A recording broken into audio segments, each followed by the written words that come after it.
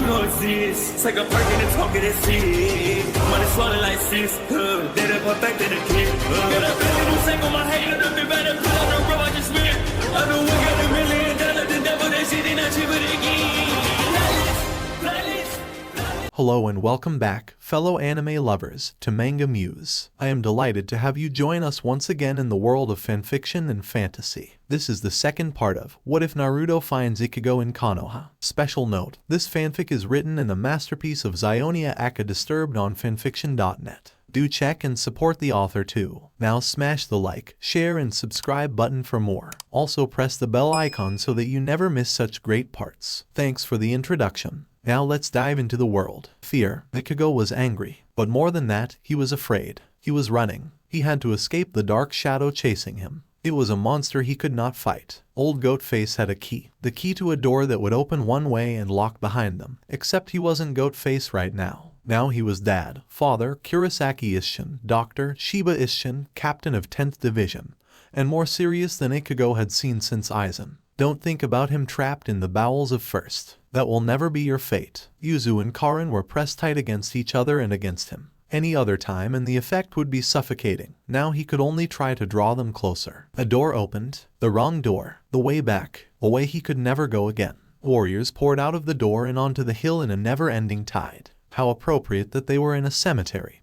But all these graves were taken already. He itched to draw Zenjutsu to add his blood to the fray. A flash of violet. Run, you fool. Then so much red. Too much from such a tiny body. Wordless rage. Soul-rending agony roared into the night sky. Swallowed. Consumed. Lost in a stormy vortex. Ichigo saw darkness. Then light. Then nothing. When the nothing receded, Ichigo was lying on a hard, flat surface. He could feel nothing for miles. Not a hint of a soul. Not a trace of spiritual pressure. Even Zenjutsu's power, familiar and welcome as his own heartbeat, had disappeared. But Ichigo was still alive, and he had suffered this pain before. He would survive. Ichigo opened his eyes and screamed. A clown-like face was hovering just above his own, mumbling statistics and figures and grinning with pleasure. Ichigo found the strength to turn his face away. To his right, there was dark hair and blood and silence. He jerked his head in the opposite direction. A light brown eye stared back accusingly. Just an eye. Ichigo woke with a gasp in an unfamiliar room. He sat up quickly looking for something to orient himself by, something that would indicate where he was. The door creaked open. Ichigo whipped his head around then down.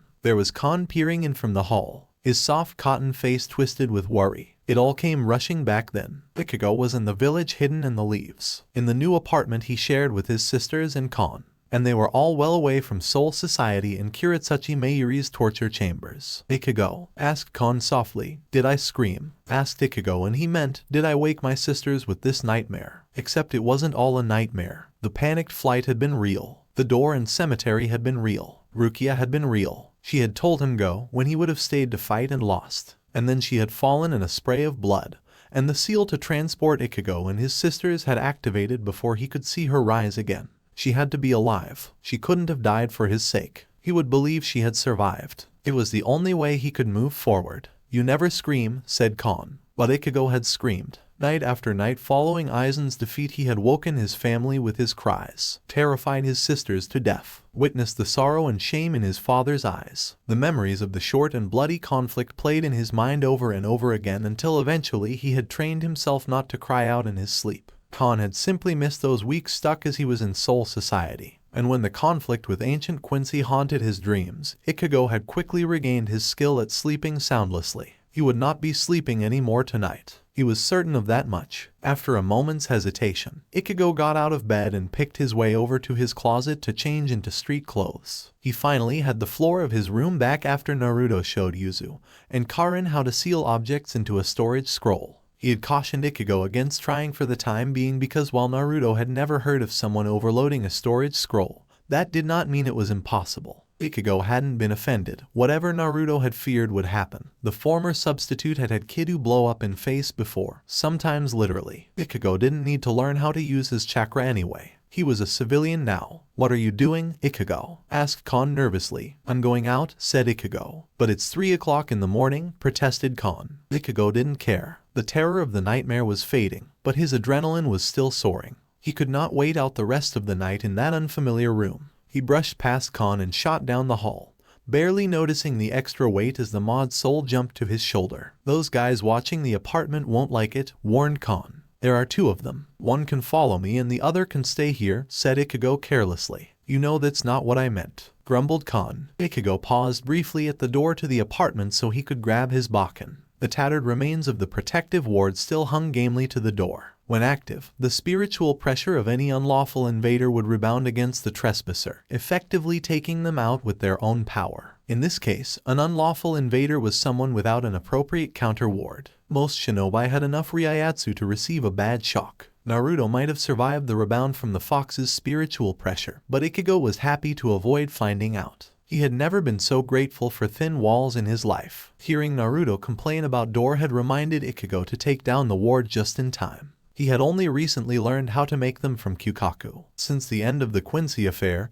Kyukaku had taken it upon herself to teach Ichigo how to make wards, protective amulets, kidu, fireworks, and just about everything else a scion of House Shiba needed to know. Old Goatface's protests had been overridden in a flurry of swearing and explosions, so Ichigo spent a month each summer and every other weekend in Soul Society. Most of the time, he was studying with Kyukaku, but sometimes he visited, was dragged to, one division or another to learn from the captains and vice-captains. Apparently, someone had decided that Ichigo needed to learn all the tools and trick and details of being a Shinigami that he had never had time for before. But that time was over now. Ichigo secured his bakken at his side and walked into the early morning air. Konoha at night was not quite as busy as Karakura thanks to a slightly smaller population.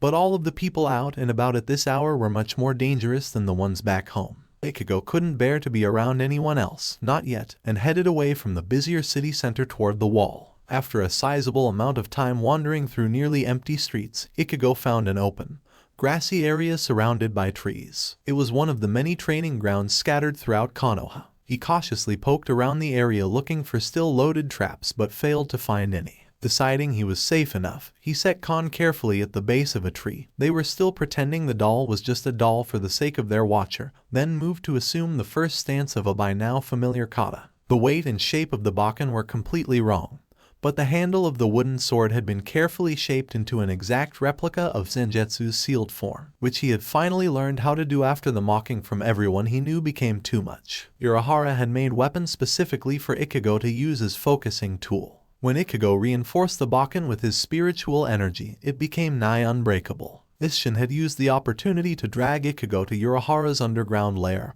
and finally teach him Kenjutsu. They had also worked together to craft a kata for Ichigo's sealed Zanpakuto, which was virtually identical to Zenjutsu's original Shikai. It had been a rare opportunity for the Kurosaki men to bond and had turned out reasonably well with only minimal tears on Isshin's part and embarrassment for Ichigo. Of course, Isshin had been no help at all with Ichigo's double-bladed Shikai. He had to go to Soul Society and study with Shunsui and Yukitake for that. Ichigo lost himself in the swings and blocks, just barely remembering to avoid jumping too high or moving too fast. When he was practicing, he didn't need to think. Right now, he had a lot he refused to think about. He didn't stop until he felt someone else move into the clearing, someone other than his hidden guard. He looked at the newcomer and then looked again. The shinobi was wearing a skin-tight green something. He had other remarkably unusual features like a bowl-cut hairstyle, caterpillar eyebrows, and perfectly round eyes, but it was hard to notice those details with all that green drawing the eye.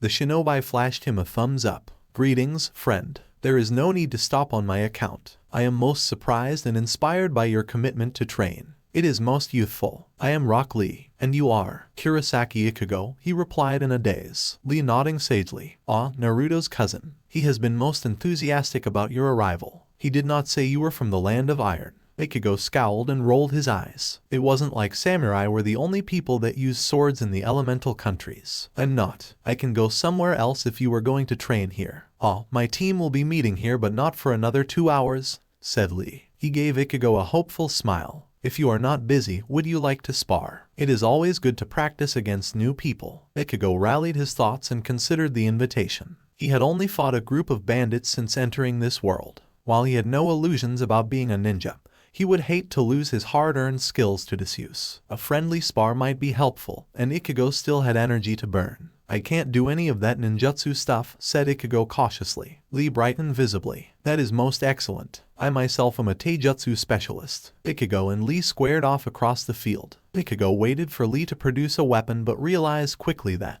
considering the revealing nature of Lee's outfit, there was no place for the other man to carry one. Lee didn't seem to be bothered at all and with a shout launched himself at Ichigo. Ichigo dodged the first blow and parried the follow-up. His own swing at Lee's chest was blocked by a kick so strong it jarred Ichigo's shoulder. He automatically channeled his Ryaistu into the Bakken to compensate. He easily dodged around another kick and swung at Lee's side. A bone-breaking hit if he connected. Ichigo hesitated, dropping his Ryaiatsu out of the Bakken and unconsciously loosening his grip. Lee's block knocked the weapon out of his hands. They both stopped. Is there a problem, Kurosaki-san? Asked Lee. Ichigo flushed with embarrassment. I'm not used to fighting unarmed opponents. Hollows didn't count. They might not carry swords, but they still had plenty of weapons. That is kind of you, Kurosaki-san, but do not worry, proclaimed Lee. I am a chunin of Konoha and most proficient at defense. My teammate, Tenten, works almost exclusively with edged weapons, and I have yet to gain a serious wound from our bouts. Ichigo bowed slightly. Of course, I didn't mean to offend you. I am not offended, Lee hastened to reassure him.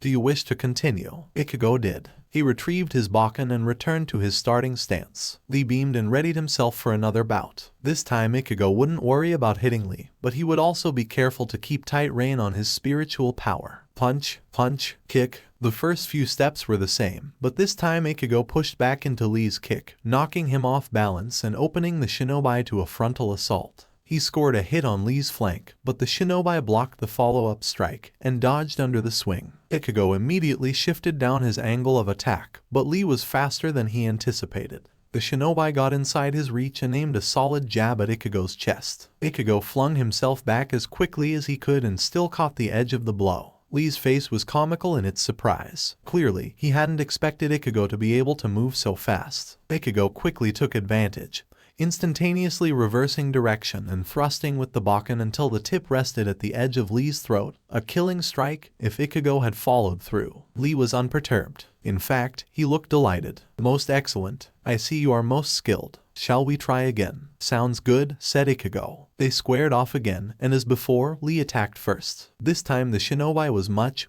faster. The blows came quick and hard. Ichigo barely had time to block, much less time to attack. His break came when Lee delivered a powerful jumping kick and both his feet left the ground. Ichigo absorbed the blow as best he was able and pushed back before Lee could disconnect from the Bakken. Lee went flying across the clearing and had to take a second to recover his stance. Ichigo rushed to take a strike, but this time Lee was faster than he expected. The shinobi disappeared from sight, but Ichigo felt the rush of air as Lee reappeared at his back. Quickly sliding his hand along the Bakken's hilt, Ichigo pivoted on one foot, brought the butt of the weapon to bear at Lee's head. Lee dodged back and away, but that hardly discouraged Ichigo. The Bakken's hilt was a perfect replica of Zenjutsu's down to the cloth wrapping. He let the tail slide through his fingers and giving the Bakken an extra spin for momentum flung it at Lee. Lee jumped straight into the air, easily clearing the oncoming weapon and letting it soar into the tree line. Ichigo could have held on to cloth wrapping were he actually using Zenjutsu and called his Zanpakuto back. But this worked just as well for his current purposes. Lee had to come back down, and this time Ichigo was waiting with a fist of his own. Lee blocked the hit, of course, but seemed happy to play along. So you are also a student of unarmed combat, said Lee as they exchanged blows. Sometimes, admitted Ichigo. He missed the feel of Chad at his back taking out bullies and gangbangers who were just begging to pay hospital fees. This was more like sparring with Tatsuki or, more realistically, like fight Yoruichi or Soifon.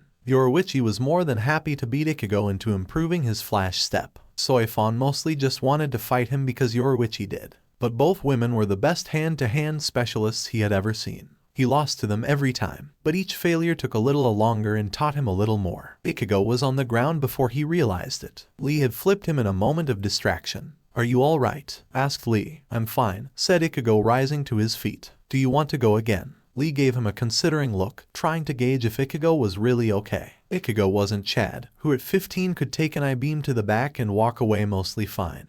But a little tumble wouldn't slow him down. Lee apparently agreed. Do you wish to retrieve your weapon? I'm okay like this, if that's all right, said Ichigo. I need to practice my hand-to-hand anyway. Lee was good, really good. If Ichigo used the Bakken again, He didn't think he could avoid using his Ryatsu. This was much better for his conscience, even if it meant he'd be getting his butt handed to him on a silver platter. Yosh, said Lee, working to improve one's weaknesses is most youthful. Let us continue. This bout was going a little better. Ichigo had hiked his speed to match Lee's and was using some of Yorwich's more devious tricks. Lee, of course, was better and slowly moving faster, forcing Ichigo to work harder. But he seemed to be enjoying himself all the same, and they had both managed several solid hits. Ichigo was going to lose soon, but it was going to be the good kind of loss. Lee, what are you doing? Asked an unfamiliar voice. Ichigo and his opponent both fell out of rhythm. 3 more people had entered the clearing unnoticed by Ichigo. The one who had spoken was a girl wearing a distinctly Chinese-looking white shirt and an excessive weapons. She was standing with both hands on her hips and looked faintly exasperated.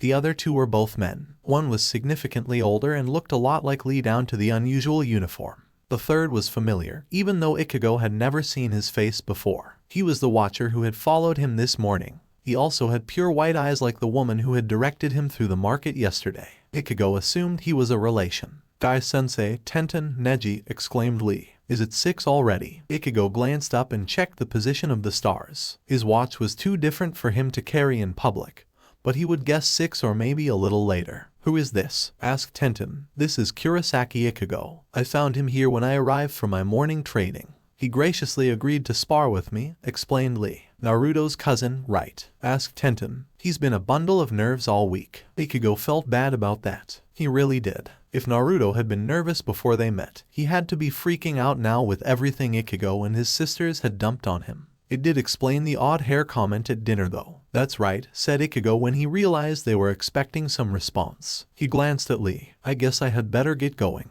You are most welcome to join us for our morning training, should you so desire, said Guy. Your spar with Lee was full of the vigor of youth. A feeling of horrified awe blossomed in Ichigo's chest. There were 2 of them. Who knew how many more there were? He glanced at the other shinobi. Tenten was hiding a smile. Neji looked resigned. Thank you, but I should probably get back before my sisters start to worry, said Ichigo quickly. Another time, perhaps, said Guy brightly. Sure, agreed Ichigo as he slowly edged away. Khan wasn't too far away. Ichigo scooped up the lion doll and looked around. Have you seen? He trailed off. Neji's head was tilted ever so slightly. Ichigo followed his gaze. There was the bakken a full third of the blade buried in nearby tree. Ichigo had thought it was further away than that. He must have gotten turned around in the fight. Thanks, Neji-san, said Ichigo. A swift tug freed the bakken. Ichigo gave it a quick once-over. There didn't seem to be any damage, but he would have to clean it once he got back to the apartment. When he turned back around, Lee and Tenten were staring at the tree in awe. Guy looked thoughtful,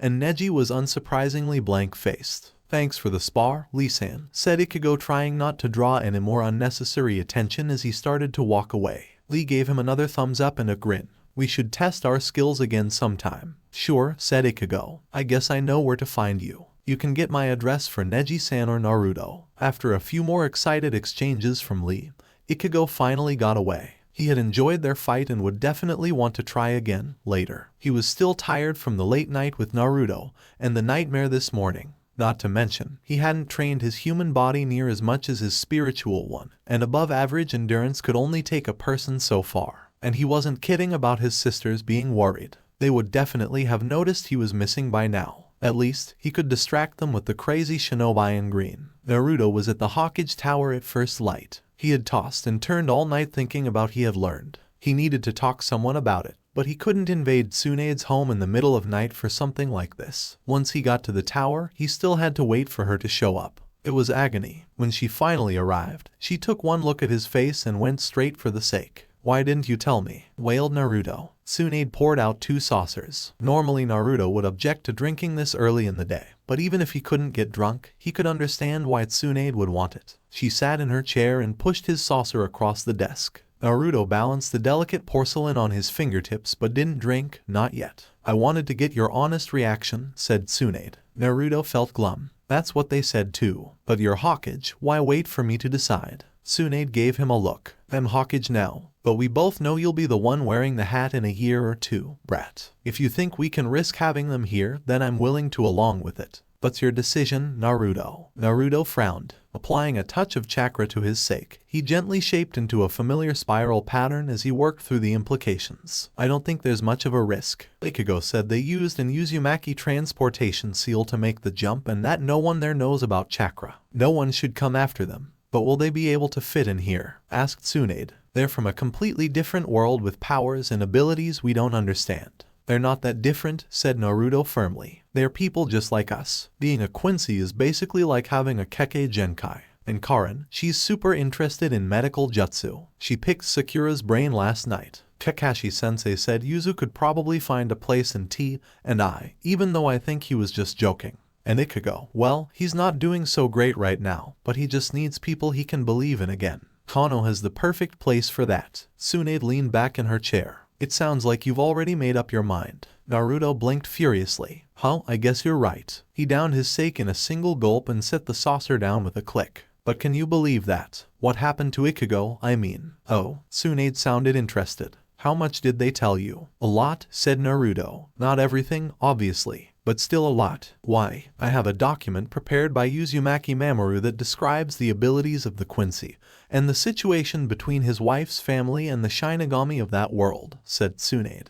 Karin implied that Soul Society was pursuing them because of the potential abilities found in a combination of the two lines, and they fled to escape forcible recruitment or death. "That's it?" asked Naruto. "That's all they said." Tsunade nodded more to herself than Naruto. "I assumed there was more to the story, but I thought I could leave it to you to push for more." Naruto held his head in his hands. "Oh, it's so much worse than that. They said Ichigo bailed out Soul Society more than once, and that all three of them were practically promised to their world's version of Orochimaru, and that's after they die." "Oh," said Tsunade faintly. Even now, years after his final death, Orochimaru's name filled her with conflicting feelings. Everyone in the village thought of the monster. She was the only one now who remembered the promising genin. It was thoughts like these that told her it was time to retire, but Naruto, for all his enthusiasm, wasn't quite ready. With his new family in the mix, she could wait a little while to pass on the position. She managed to put those thoughts aside and focused on the implications. It made her groan and reached for the sake. They really did deliberately antagonize a powerful ally.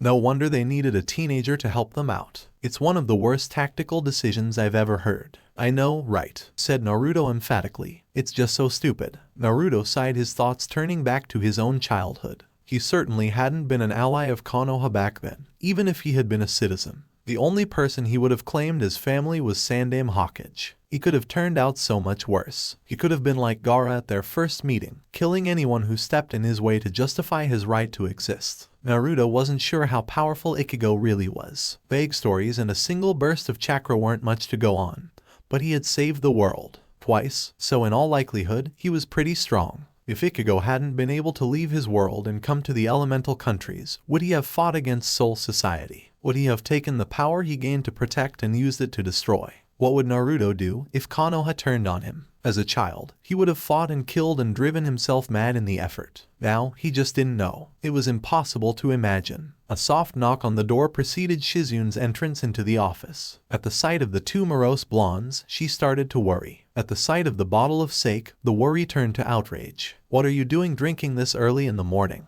she demanded, stalking over to the Hokage's desk and snatching up the bottle. The sudden killing intent snapped Naruto and Tsunade out of their respective funks. "She started it," said Naruto, pointing a finger. "Of that I have no doubt," snarled Shizun. "But you're not supposed to encourage her." Tsunade stiffened indignantly in her chair. "I am the Hokage, you know. I am more than capable of deciding when I can and cannot drink." She ignored the scoffs from her successor and her apprentice out of pride. "What are you doing in here anyway?" "Team Guy is waiting outside," said Shizun as tucked the bottle back in its drawer. "You said you wanted reports of any significant interaction with the Kurosakis. So they're here, reporting." "Ba-chan," protested Naruto. Tsunade waved a hand dismissively. "It's not official, and I trust your instincts, Naruto. But I'm not likely to run into them anytime soon, and I need to get a feel for them somehow." "Send them in, Shizun." Team Guy wasn't a permanent team any more than Team Kakashi, but Guy, Lee, Tenten, and Neji continued to train together almost daily, even as the former genin were promoted and joined different divisions. Everyone in the village thought of them as Team Guy and probably would do so long after Guy retired from active service. Fortunately, none of them, not even Neji, seemed to mind. When Team Guy appeared, it was obvious they had just come from their early morning practice. All of them were bright-eyed with adrenaline and more than a little gross with sweat and dirt. There wasn't any blood though, so Tsunade wasn't back to send them back out. She acknowledged their salutes and ignored Naruto's cheerful wave. "So, what can you tell me?" asked Tsunade. Lee stepped forward. "This morning, I arrived at the training grounds at the usual hour to find them already occupied by Kurosaki Ichigo. He was by himself practicing katas with his Bakken. He stopped when I approached and I introduced myself and offered to spar. Kurosaki agreed to a bout." "You did?" asked Naruto in disbelief. "He did." "Oh man." "Shush, brat," said Tsunade. "Keep going, Lee. I won our initial spar quite handily, and Kurosaki professed a lack of experience fighting unarmed opponents. After assuring him of my skill, we re-engaged with renewed vigor, and Ichigo succeeded in striking a winning blow. In the following bout, Ichigo showed increased interest in fighting but abandoned his weapon halfway through in favor of hand-to-hand combat, after which I achieved victory. Our final bout was also hand-to-hand. The results were inconclusive as we were interrupted before we could finish, but it is likely that I would have won again," summarized Lee with only a hint of his usual flamboyance. Tsunade glanced at Naruto, who had turned pale and despairing in his seat. Introduction to shinobi life via Lee was probably not the best way to convince anyone to live in Konoha. Still, there were worse people Ichigo could have met. Anko, for one. Kakashi, without the threat of death by Sekira punch if he cracked open his porn at the table. Sasuke's merry band of maniacs. Lee was practically tame in comparison. "And your assessment of his skills?" asked Tsunade. "I would rank Kurosaki at mid to high chunin level for his skill in unarmed combat. He used a style that mixed formal instruction with street brawling to achieve optimum efficacy. In our final bout, he demonstrated a handful of extremely advanced holds and throws. Kurosaki expressed unfamiliarity with chakra at the start of our match, but he demonstrated speed and stamina that surpassed normal limits, leading me to believe he may use chakra unconsciously to augment his natural abilities. Unfortunately, I was unable to properly assess his abilities with a sword as he was extremely uncomfortable using it against me when I was unarmed. I did notice that the weight of the weapon did not appear to hinder his movements in the least, and he was surprisingly accurate when throwing the Bakken, which, as I understand it, is not a typical move in Kenjutsu," concluded Lee. "He threw his Bakken at you on purpose?" asked Naruto. "Yes, it was a most unusual move," said Lee. "I was fortunate to move rather than try to block, otherwise I may have been skewered." Tsunade blinked. "What?" "Kurosaki's weapon impaled one of the larger trees surrounding the training grounds," explained Neji. "It certainly would have been a fatal blow if it had landed." Naruto let out a garbled sound of dismay, but Tsunade frowned furiously. "Was it deliberate?" Guy cleared his throat. "After observing the end of the fight, I suspect that Kurosaki was able to evaluate Lee's abilities and adjust accordingly. He used a lethal attack in an otherwise simple bout because he knew Lee could handle it. It is a common enough practice among shinobi but not behavior normally seen in civilians. I did invite Kurosaki to join our morning practices in order to avoid such occurrences in the future. He said he would consider it." Tenten exchanged a significant glance with Neji behind their sensei's back. "I think he might have said yes just so you would let him leave, Guy-sensei," said Tenten cautiously. Guy and Lee both looked dismayed. A heavy gloom settled over the Jounin while tears poured down Lee's face. "But it was a most youthful test of skill and technique against an unfamiliar opponent," said Lee. "I will be most disappointed if we cannot have a rematch." "I'll let him know you want to spar again sometime," said Naruto quickly. The only thing more horrifying than Lee empowered by the flames of youth was a despondent Lee, and Guy would only make things worse. "Thank you, Naruto," said Lee, recovering instantly. Neji cut in before Lee could begin reciting Naruto's praises. "That was another thing, Hokage-sama. Kurosaki knew that I knew where he lived. Neji was one of several ANBU assigned to run surveillance on the Kurosakis. Tsunade had assigned as many of Naruto's friends as she could to the job because she knew they would be extra attentive at an otherwise mundane task. Tsunade couldn't imagine how Ichigo had recognized Neji. It took a considerable amount of talent to even find an ANBU operative when they wanted to remain unseen. He would then have to connect the appropriate mask to the appropriate person, which was difficult for most of the regular forces, much less a newcomer who knew absolutely no one. How was it even possible? "Oh, he probably sensed your Ryayatsu," said Naruto. Neji hesitated. "He sensed what?" "Ryayatsu," said Naruto. "It's a bit like chakra, I think." That part was sort of confusing, but they said they could feel Kurama all the way on the other side of the wall, so maybe they can do the same for people. But, oh, that would mean, if they notice Neji, they've probably noticed all the ANBU watching them. Everyone in the office rolled their eyes at that outburst. It wasn't as if Team Guy didn't know Neji was part of a NBU, but they weren't supposed to draw attention to it. Naruto noticed that much, at least, gave them a sheepish grin and mouthed sorry at Tsunade. You can ask him about it if you want, brat, but we're not dropping the surveillance anytime soon, said Tsunade. She turned to Team Guy. Did you have anything else to report? A series of silent exchanges passed among the group of taijutsu specialists. Surely they had observed 100 more details about Kurosaki Ichigo, but only a handful would be worth mentioning. Kurosaki had a toy with him, said Tenten. A little lion doll. I thought that was strange. Naruto's expression was a dead giveaway that something was important about the doll. He had forgotten about it in the anxiety-filled days leading up to dinner with his cousins. He hadn't seen it in the apartment that night, and it certainly hadn't come up during the conversation afterwards. But a doll with a soul inside of it made so much more sense with context. Did it move? Asked Tsunade. No, said Tenten. Not that I noticed. Neji, Lee, and Guy all shook their heads. No, the doll had just been a doll.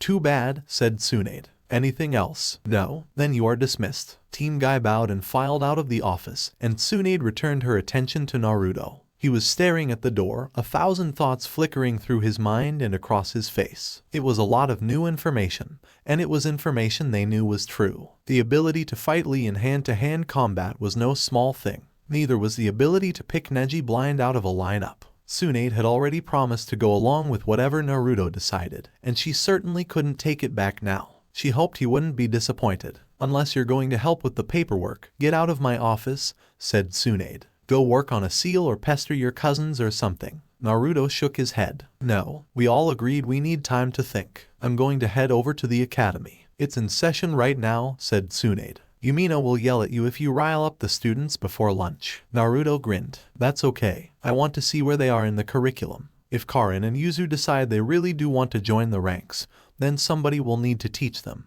And Iruka-sensei is the best. You want to put them in a class with 12-year-olds? Asked Tsunade. Isn't that a little cruel? Well, maybe, said Naruto. He loved playing with kids. They thought being a shinobi was the best thing in the world. But Iruka-sensei may have some other ideas. I'll let you know how it goes. Later, Bachan. Don't call me that, roared Tsunade. Laughing, Naruto jumped out of the window. The day was looking up already. Sakura scanned through the test results and smiled reassuringly at the young woman on the other side of the desk. Karin looked ambivalent on the surface. Her face was calm and her posture relaxed, but she sat a little too carefully in her chair, and her pulse was racing. Sakura had happily agreed to evaluate the girl at Naruto's request. She had been very impressed by Karin's grasp of hospital procedure at the get-together a few days before. Now that the Kurosakis would be staying in Konoha, thanks largely in part to Naruto's encouragement, Sakura was more than willing to sponsor the girl. Your results are very good, said Sakura. You have an excellent grasp of anatomy except for the chakra system, but we can work on that. She looked at the notes from the practical exam. Your skill in field dressings, triage, and patient prep are at a professional level already. But I wasn't familiar with some of the medicines you mentioned. Should I assume those are from your homeland? Karin nodded. I can write out the chemical composition for most of them, if you want. Sakura's interest jumped to another level. Plenty of shinobi made use of poisonous plants,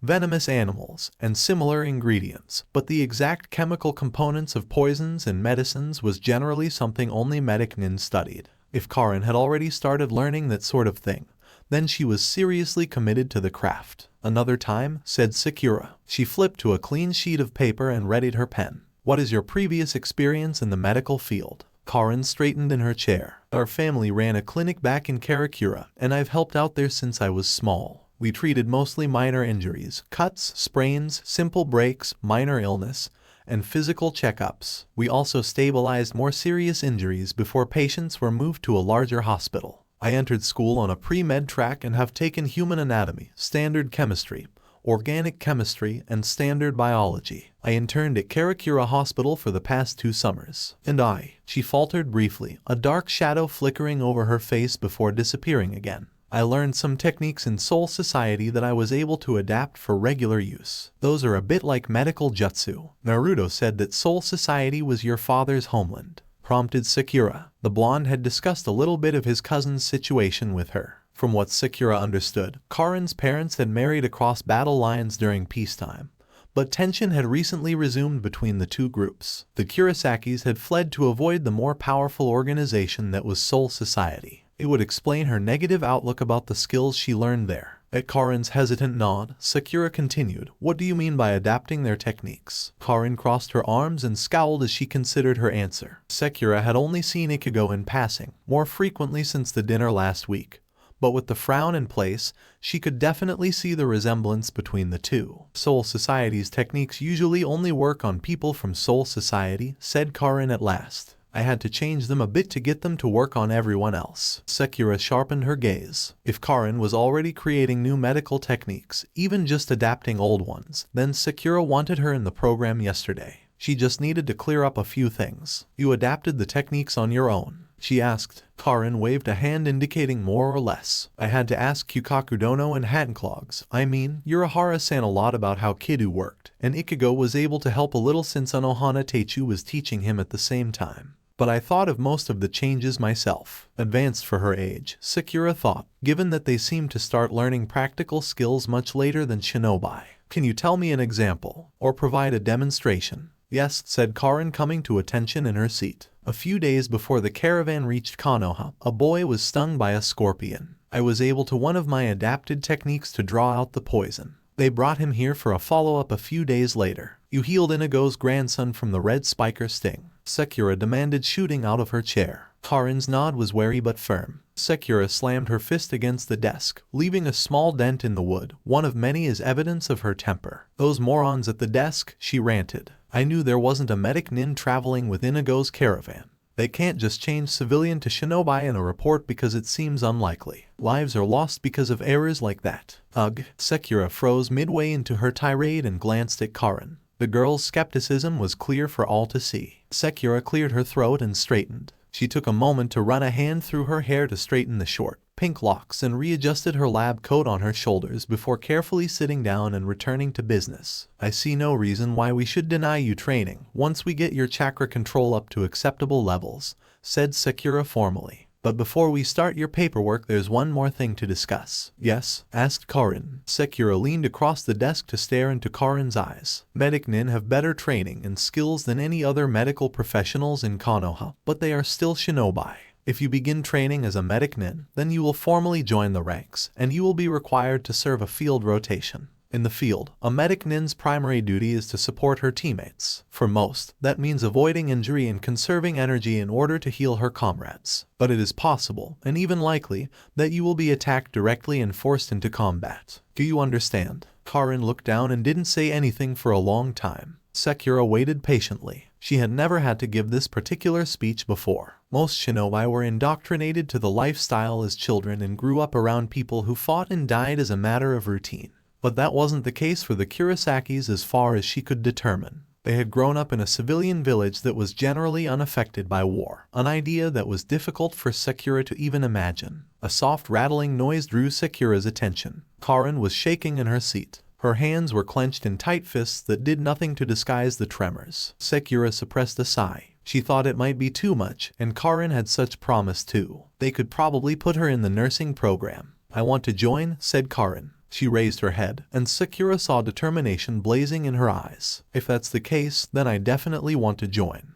It will be dangerous, warned Sakura. Are you sure? Ichigo has always protected Yuzu and me, said Karin quietly. He got involved with Soul Society to protect us, and then he got hurt and couldn't fight anymore. I wanted to fight for Ichigo. I wanted to protect him the way he protected us, but I couldn't do that. Me fighting just hurt Ichigo more. There was nothing I could do to fix it. When he got his power back, that wasn't because of me. And he was so strong, he didn't need me to protect him anymore. But after, he said he was glad that I had supported him all that time even though I hadn't helped at all. So I promised myself that would be stronger, that I would learn to heal, so if Ichigo was ever hurt again, then I could put him back together, I could really do something to help. So if medic nin are the best, then I want to be the best. And if that means fighting, then I'm not afraid. I'll fight anyone if it means protecting my brother. So please, Karin's nervous energy drove her out of her seat and she bowed. Please take me as your student. Sakura stared, stunned by the sudden display of emotion. She couldn't help but think to her own time as a genin in her first Chunin exam.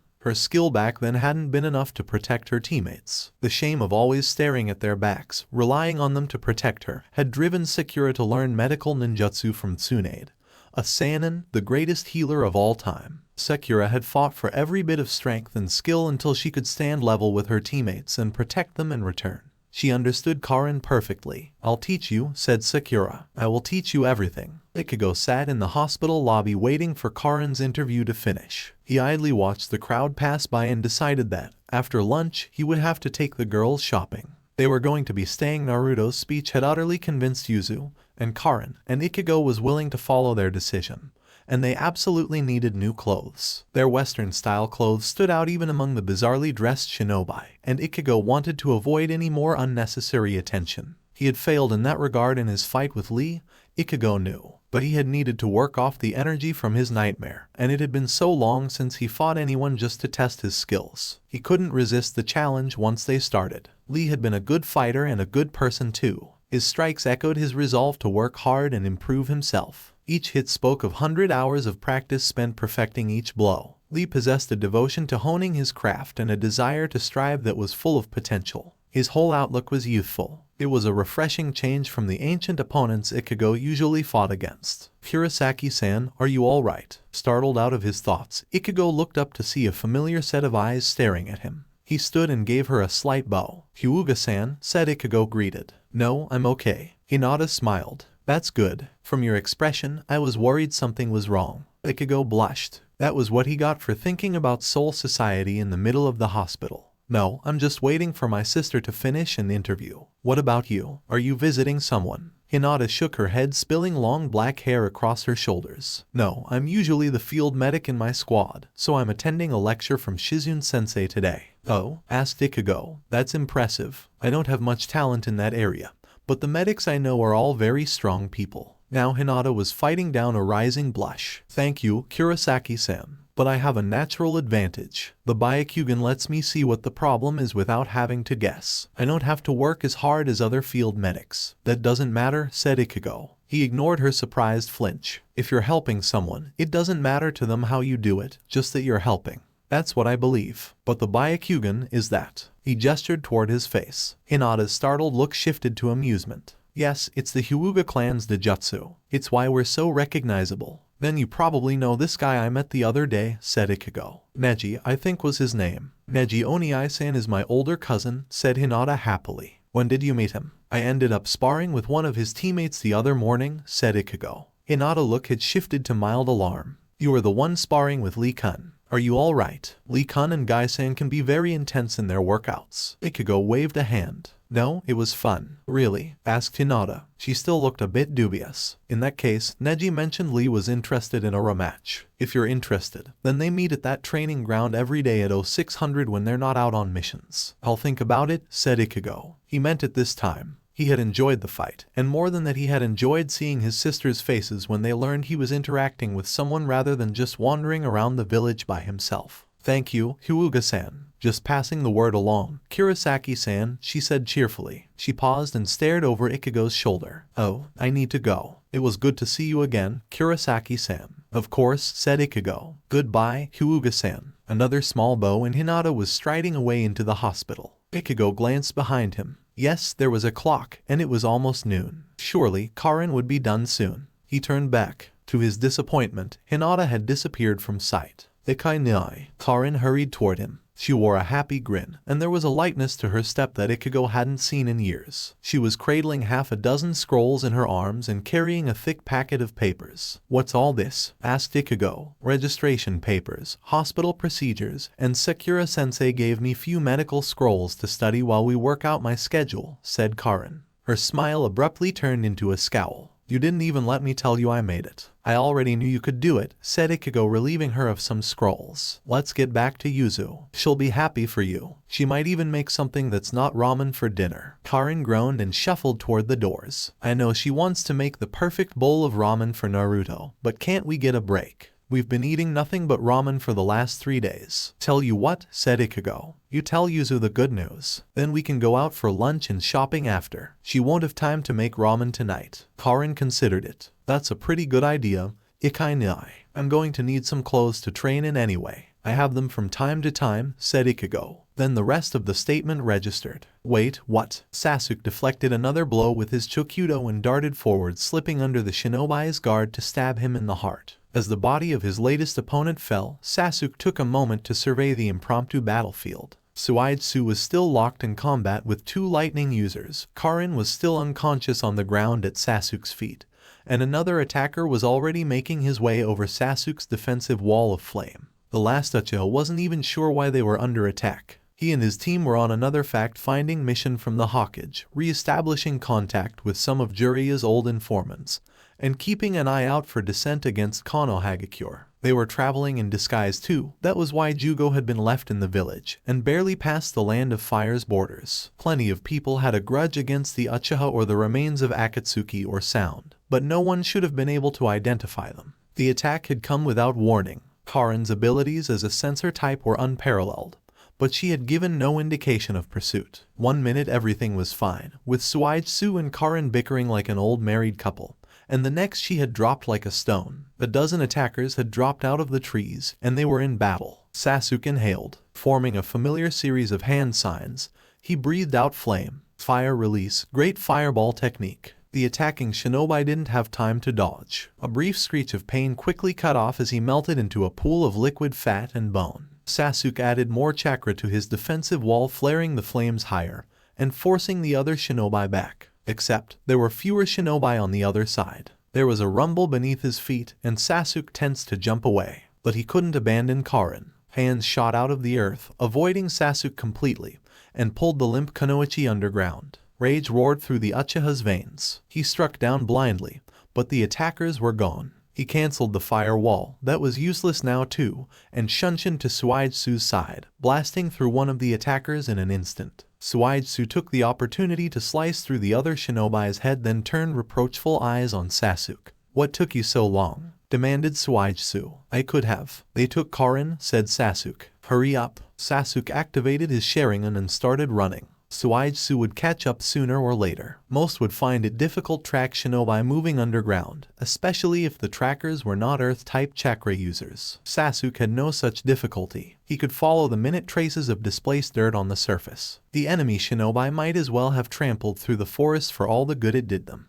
The longer it took Sasuke to reach Karin, the angrier he became. By the time he caught up with the troop, he was no longer a person who could be reasoned with. Not that the enemy shinobi tried. One carried Karin slung across his shoulders. The others, all 7 remaining, stopped to confront Sasuke. 7 shinobi weren't enough to slow Sasuke down, and these weren't even that good. He cut down the center of the line without stopping and charged the one carrying Karin. He, at least, knew how to dodge and avoided a blow that would have severed his arm. The enemy shinobi dropped Karin and turned to face Sasuke. With his Sharingan activated, Sasuke would never be able to forget a detail of that face, but oddly enough there wasn't much to remember. There was no hitayate, no distinguishing scars or tattoos. His features were regular to the point of blandness, and the color of his skin and hair could have belonged to a variety of nations. Only his eyes stood out, one remarkable feature in an otherwise featureless landscape. He had no dojutsu, just plain, brown eyes. But they were empty, yawning pits utterly devoid of light and life, lacking even the sick burn of madness. For a moment, fear tugged at Sasuke and he hesitated. Why did you attack us? What do you want with Karin? Karin, descendant of the Uzumaki, recently of Konoha, said the shinobi in a voice as unremarkable as his face. We need her. She's not yours to take, said Sasuke. I'll stop you. The man smiled. The emptiness in his eyes turned to hunger. You can't stop us. Rage overtook the fear, and Sasuke charged. The enemy shinobi started forming seals. Sasuke jumped up and away as spikes of earth appeared in his path. A rock wall grew behind the spikes, hiding the shinobi and Karin from view. Sasuke sent lightning chakra coursing through his sword, comforted by the familiar hum of electrified metal, and easily destroyed the wall in a single blow. The shinobi hadn't had time to move or prepare another attack, and on the backswing, Sasuke sliced him in half. Sasuke quickly sheathed his blade and scooped up Karin before another shinobi could take her. He whirled on his heel, ready to confront the rest of the group, but they were already dead. Suigetsu had taken care of the remainder while Sasuke confronted the leader. He closed his eyes and powered down his Sharingan. When he opened his eyes again, he noticed Suigetsu's frown as he picked his way over the dead bodies. That was boring, said the bloodthirsty swordsman. I'm not even sure those guys knew how to use chakra. Sasuke rolled his eyes. Not everything has to be a great bloody battle. But that's what makes it fun, protested Suijutsu. Tell me I'm wrong. You're wrong, said Sasuke flatly. But you are right that none of them seemed terribly skilled. Only this one at Earth Release and those other two with lightning. He paused. None of the ones they had slain were wearing foreheads protectors. They were wearing similar clothing. But bandits did the same simply because that sort of clothing was cheap. Check for any identification. Can't stop us. Sasuke and Suijutsu pivoted toward the voice. There was no one behind them except the half-destroyed corpse of the failed kidnapper. Please tell me he is not coming back to life, said Suijutsu. Haven't we had enough of that sort of thing already? The mystery shinobi didn't come back to life. He melted, not into water as the former Kirinin did at will, but by collapsing into the various components that made up a human body. His skin rotted off, his bones crumbled into dust, his muscles collapsed in rancid strings, and the few organs Sasuke hadn't fried in his attack ruptured into stinking black matter. A quick check showed the other bodies had done the same. Oh, gross, said Suijutsu. Sasuke shot him a disbelieving look. Then again, Suijutsu rarely saw himself melt and reform. Sasuke shifted Karin into a more comfortable position in his arms. She was heavy with muscle, but he could carry her for a while longer and started walking back to the road. We're just leaving, demanded Suijutsu. There's nothing for us to take back to Konoha, said Sasuke. And if more are coming, then we shouldn't wait around here with Karin still unconscious. Suijutsu hurried to catch up. A worried frown showed on his face as he leaned in to get a closer look at the kunoichi. He would never admit it out loud, but Suijutsu liked Karin, and Sasuke, and Jugo. Sasuke had never been able to figure out why, exactly. They hadn't met at a great point in Sasuke's life. In fact, they had probably met him at his worst. But he, and the rest of Team Taka, had stayed with Sasuke even when he had returned to Konoha to face his punishment for deserting. It meant a lot to Sasuke to have his support, especially now that Karin was hurt. Do you think she'll wake up soon? Asked Suijutsu. I don't know, said Sasuke. He didn't know what had put her down in the first place. He planned to keep going. There was a town nearby where they could rest for the night. But if she wasn't awake by morning, then they were heading straight back to Konoha. Suijutsu clicked his tongue. TCH. Damn girl's missing out. Getting carried in lover boy's arms like a princess. She'd be over the moon. Sasuke flushed. His relationship with Karin wasn't like that. Shut up. Suijutsu snickered. Karin and Sasuke sitting in a tree, kissing. I said, shut up. Yuzu felt the slide of yellow silk kimono between her fingers and decided to put it back. It was good quality but not the best, and she thought the starting price was a bit too much, especially on their budget. She bowed to the shopkeeper and moved to the next stall. They needed new clothes. 2 months on the road, even traveling with a caravan, had seen a lot of wear on the few garments they had brought with them. She glanced at the crowd and then at her own sundress and sandals. Ikainiai had a good point about blending in too. There were some Western elements thrown in among mostly traditional clothing, but no one wore clothes quite like hers or her siblings. The problem was, she thought as she moved to the next stall, that they needed new everything, not just clothes, and buying that much stuff was expensive. They did have quite a lot of money from Uzumaki Mamoru that was happily resting in a brand new bank account.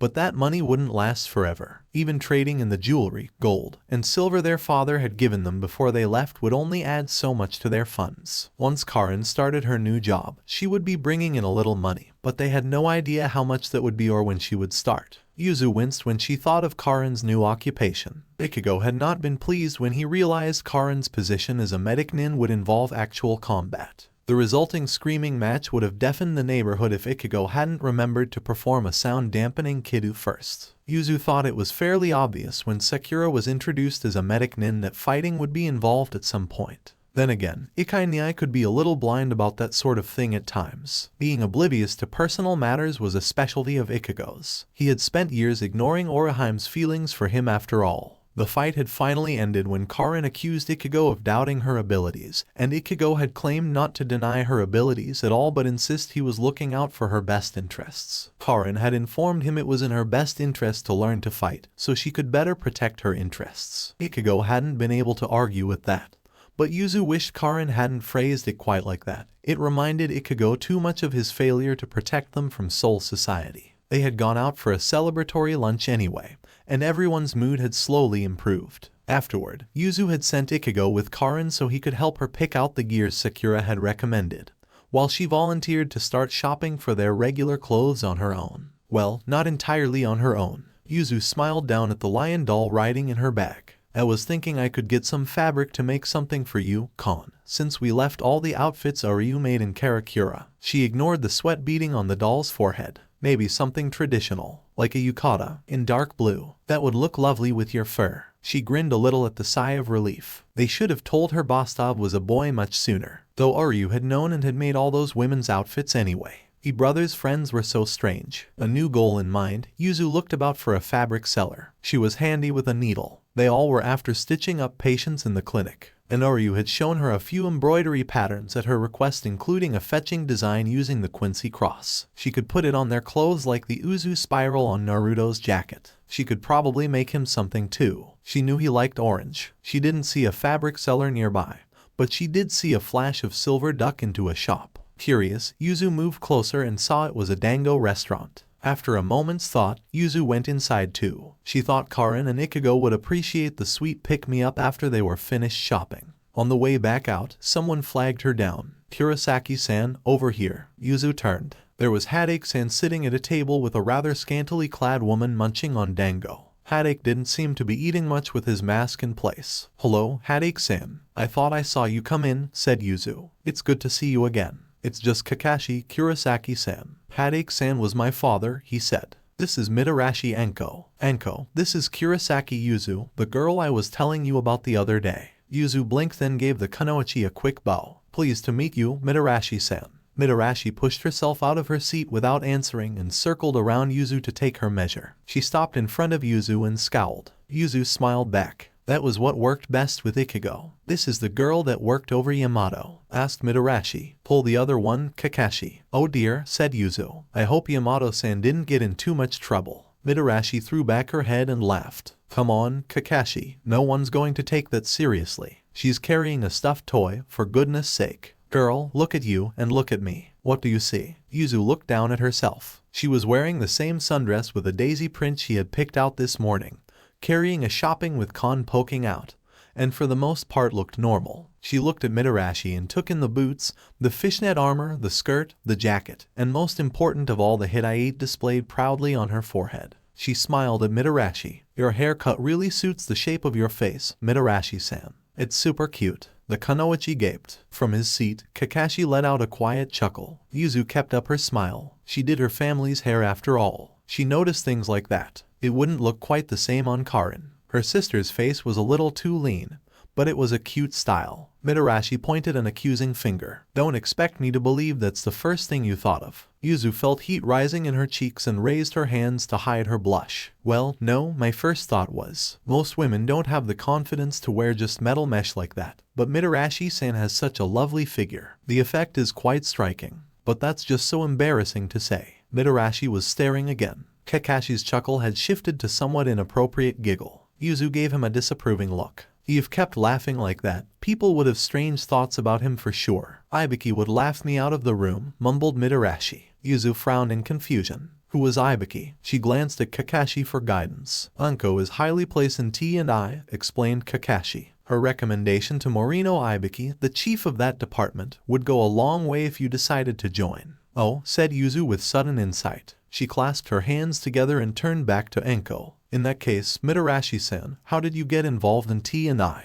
Anko laughed darkly. After I quit that bastard Orochimaru, I spent a long time in interrogation. They had to make sure I wasn't a sleeper agent, you see. After they vetted me, I joined up. I don't think that's going to work for you. No, admitted Yuzu sadly. But, Mitarashi-san, wasn't it difficult to work alongside the people who had been mean to you before? Huh? The kunoichi let out a short, sharp bark of laughter. The guys in T&I were the only ones who wanted to work with me. After all, they knew I wouldn't betray the village when everyone else still looked at me sideways. Yuzu tilted her head thoughtfully. Was that important to you, knowing who might be a traitor? It's the most important, declared Anko. A village only works because shinobi can rely on their comrades. Betrayal is the worst thing one person can do to the other. Yuzu nodded in fervent agreement. She felt the same, especially after what Soul Society did Ichigo. With feelings like those, you must have been great right from the start. Anko looked away embarrassed. Well, Ibiki did say I showed promise, but the first time is hard for everybody. Oh? Asked Yuzu. Is that so? Even you? Yeah, said Anko with a little laugh. I remember my first. Kakashi coughed loudly into his fist,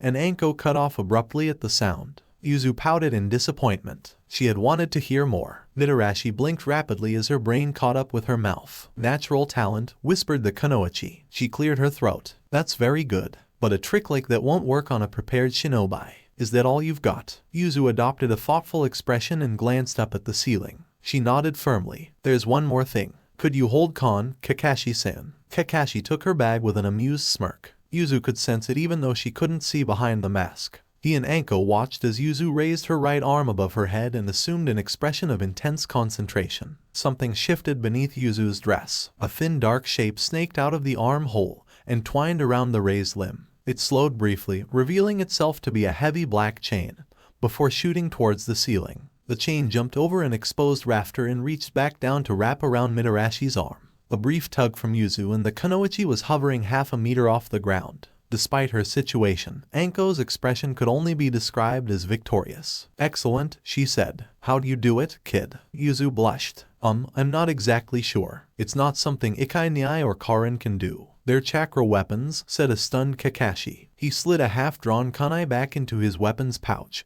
and the rest of the shinobi in the establishment followed suit. Kushina, Naruto's mother, could do something similar. It's an Uzumaki talent. Really? Asked Yuzu. That's great. Yeah, said Mitarashi. Whatever. Can you make more than one? I can, said Yuzu hesitantly. But the more there are, the harder it gets to control if they go through people or not. Through people, repeated Anko. Yuzu lightly shook her arm. It sent Anko swaying but also loosened the part of the chain attached to Yuzu. She showed off her wrist, which was manacled, sort of. There was a manacle there, but it was too small to circle the whole limb and bit through the middle of her wrist instead. She twisted her arm the opposite direction, showing off a larger than average metal link that pierced her elbow. There was no blood at either side, but that made visuals even more disturbing. That doesn't hurt? Asked Kakashi, sounding concerned. Yuzu shook her head. Not really. It did hurt some, but she had quickly grown accustomed to the pain the first few times she summoned the chains. It's really the chains themselves that cause pain. Oh? Asked Anko, looking doubtful. I'm not exactly comfortable here, but I haven't noticed any outstanding pain.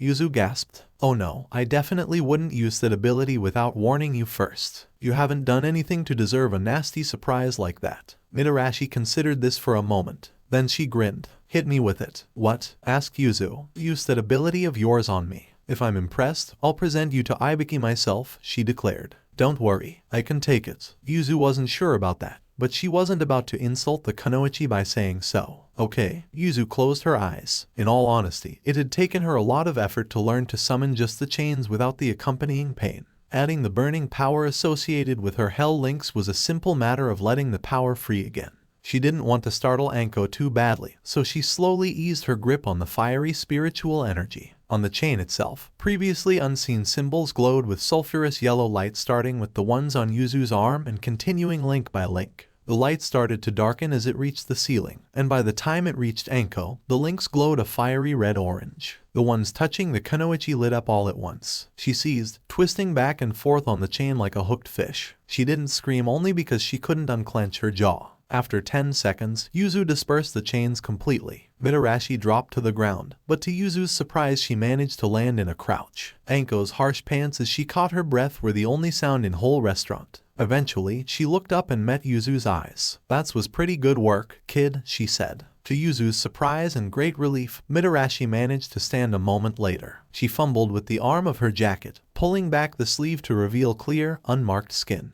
Damn, it feels like my arm's on fire, Anko said ruefully. That's some trick. Ikai can fix that, Yuzu reassured her. She gestured to the door. He's on his way over. Hey, were you planning to meet here? Asked Kakashi. No, she said. But he and Karin definitely felt me do that. They're probably worried about it. How'd they know? Asked Anko. She looked a little pale but was determined to act fine. They just can, suggested Yuzu. Nobody else around here would be using a power like that, so they know it's me. So your whole family can sense chakra? Asked Anko. Before Yuzu could reply, the door to the shop flew open. A frantic-looking Ichigo and a worried Karin barreled inside. When they caught sight of Yuzu smiling, both of them relaxed and scowled. Yuzu giggled at their matching expressions. Geez, Yuzu, said Karin. What were you doing? She was applying for a position with T&I, said Anko. She stepped forward and wrapped her unaffected arm around Yuzu's shoulders. I'm keeping this one. Ichigo let out a pained noise, while Karin rolled her eyes and put her hands on her hips. You couldn't have given Ikainai a day to recover, she asked. Yuzu winced, but neither of her siblings looked particularly surprised. They had probably expected her to take this route ever since Kakashi suggested it. Back in Karakura, she had considered taking a teaching position somewhere or maybe opening a restaurant. But T&I suited her so much better these days, especially considering Anko's words. If they wanted to avoid a situation like Soul Society, then Yuzu needed to know the people in Konoha. T&I was the best place for that. Sorry, Ikainai, she said. It's fine, said Ichigo in a strangled voice. If you want it, then it's fine. Yuzu knew it wasn't really fine, but she was happy enough to avoid a shouting match of her own. They weren't her strong suit, and she didn't want to make Karin defend Yuzu's decision for her. Neither of them liked to argue with Ikainai in the first place. 2 fights in one day were too many. Thanks, Ikainai, said Yuzu brightly. She glanced up at Anko, who had started to lean on Yuzu for support. The kunoichi might have been capable of withstanding the physical sensation of pain, but she had no training to shake off the foreign ryatsu in her system. Do you think you can fix Mitarashi-san's arm?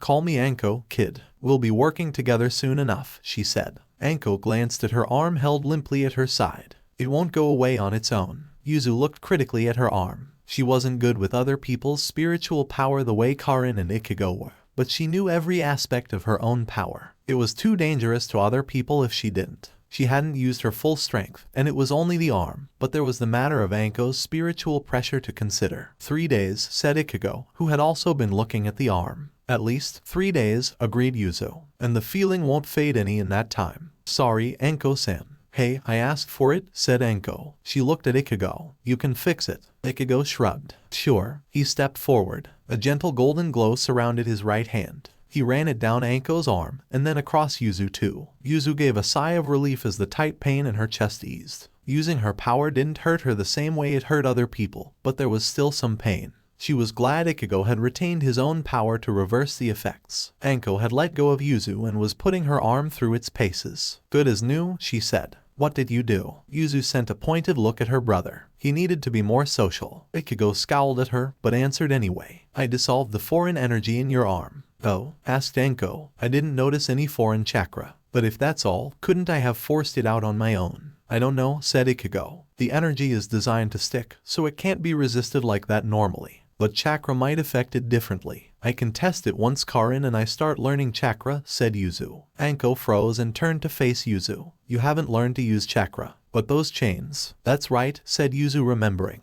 Kakashi-san said the chains were actually chakra weapons. Ichigo and Karin both looked at Kakashi. The Jounin nodded in confirmation and straightened, just a touch in his seat. Chakra constructs, technically, said Kakashi. It's a skill of the Uzumaki clan. I'm surprised that you could use them instinctively like that. Your chakra reserves must be a lot bigger than we thought. What's this about the chakra? Repeated Anko. Yuzu smiled sheepishly. Well, we're not from the elemental countries, so none of us know very much about chakra yet. But Karin is going to go to classes so she can train as a medic nin. I thought I could do the same thing. Is that okay? Hell, yes, said Anko. Fire burned in her eyes as she considered the possibilities. That sort of special circumstance we'll have to sort out with the Hawkage. Let's go, kid. Anko latched onto Yuzu's arm, dragged her out of the dango shop, and took off at a sprint toward the Hawkage tower. Dumbfounded, Ichigo and Karin stared after their rapidly departing sister and, after a silent exchange, raced off in pursuit. Seemingly abandoned to his own devices, Kakashi heard a small whimper. He looked down. He was still holding Yuzu's bag with the stuffed lion. Better go after them, he said and got up to follow the crowd.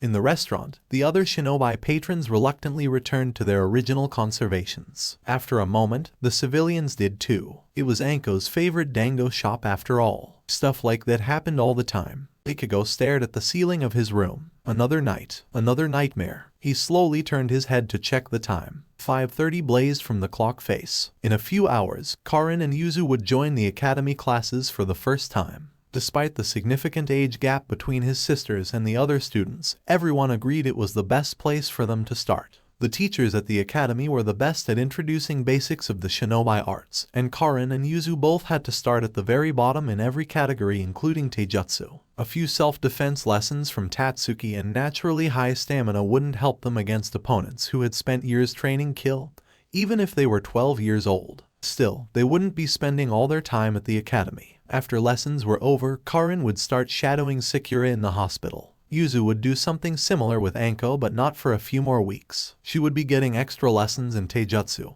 and the techniques shinobi used to subdue their prisoners until she could meet the exact standards set by Ibiki Morino as head of the torture and interrogation force. Ichigo took little comfort in knowing it would be weeks before she could even enter their headquarters. Both of his sisters were training to become killers. Ichigo had utterly failed to keep them safe. But if he refused to acknowledge their resolve, Ichigo knew he would stifle their growth. Though their relationship as father and son was far from perfect, that was one crime Goatface had never committed against Ichigo. He refused to hold his sisters back, even if their choices frightened him. Ichigo glanced at the clock again. 5:32. He groaned. There was no way he could make it through the day without some sort of distraction. He sat up quickly, checking the clock again. Still 5:32. But hadn't Hinata said her cousin's team met at 6 for practice? A good fight would help him calm down, sort of. At least, he would be able to stop thinking for a while. Decision made, Ichigo got out of bed and started looking through his closet. If he was going to be fighting hand to hand, he still wasn't sure about using his Bakken against Lee. Then he would need something to protect his arms. After sorting through some of Yuzu's more obscure clothing choices, they had completed their shopping trip. After sorting out things with the Hawkage and retrieving Kon from Kakashi, he managed to find a long-sleeved, blue, Chinese-style tunic and a pair of plain black pants. Another quick search turned up a bright orange sash with the number 15 stitched carefully on the ends in black thread. Taping his wrists and ankles for support and to secure the loose sleeves, Ichigo made a few quick punches and kicks at shadows and decided he was ready. Slipping quietly out of his room, he moved to the kitchen and wrote a short note for Yuzu. He expected to be back before the girls left for class, but he wasn't sure how long Lee's team practiced or how long he would be welcome. "What are you doing?" Kon appeared at his shoulder. Ichigo acknowledged him with a grunt and finished his note. "You're going to fight that weirdo in green again." "I'm coming too." "Whatever," said Ichigo, but he let the mod soul hitch a ride on his shoulder all the same. He stuck the note to fridge and frowned. The technology in the elemental countries confused him. They had electric refrigerators, stoves, washing machines, and radios. There were movie theaters, but televisions were rare. Phones and telegraphs were completely unheard of. And there didn't seem to be any drive to develop cars or a railway system despite all of the trade between countries. Well, that wasn't his problem, though he did miss his mobile phone. Or, if he was honest with himself, he missed the people who used to call his phone. Ichigo shook the melancholy thoughts from his head. He paused at the door to slip on his new Wareji over bare feet. His sisters had both selected more traditional geta, as most of the shinobi seemed to wear the raised sandals. Even Urahara wore them back in Karakura, though since Soifon and Yoruichi both preferred Chinese slippers, Ichigo suspected that was just his former mentor's style. Personally, he was more comfortable in the woven sandals and used to fighting in them after all the time spent in his Shinigami form. He would need every advantage against Lee regardless. After a moment's hesitation, Ichigo took the Bakken leaning next to the door and tied it to his sash. He wouldn't use it against Lee,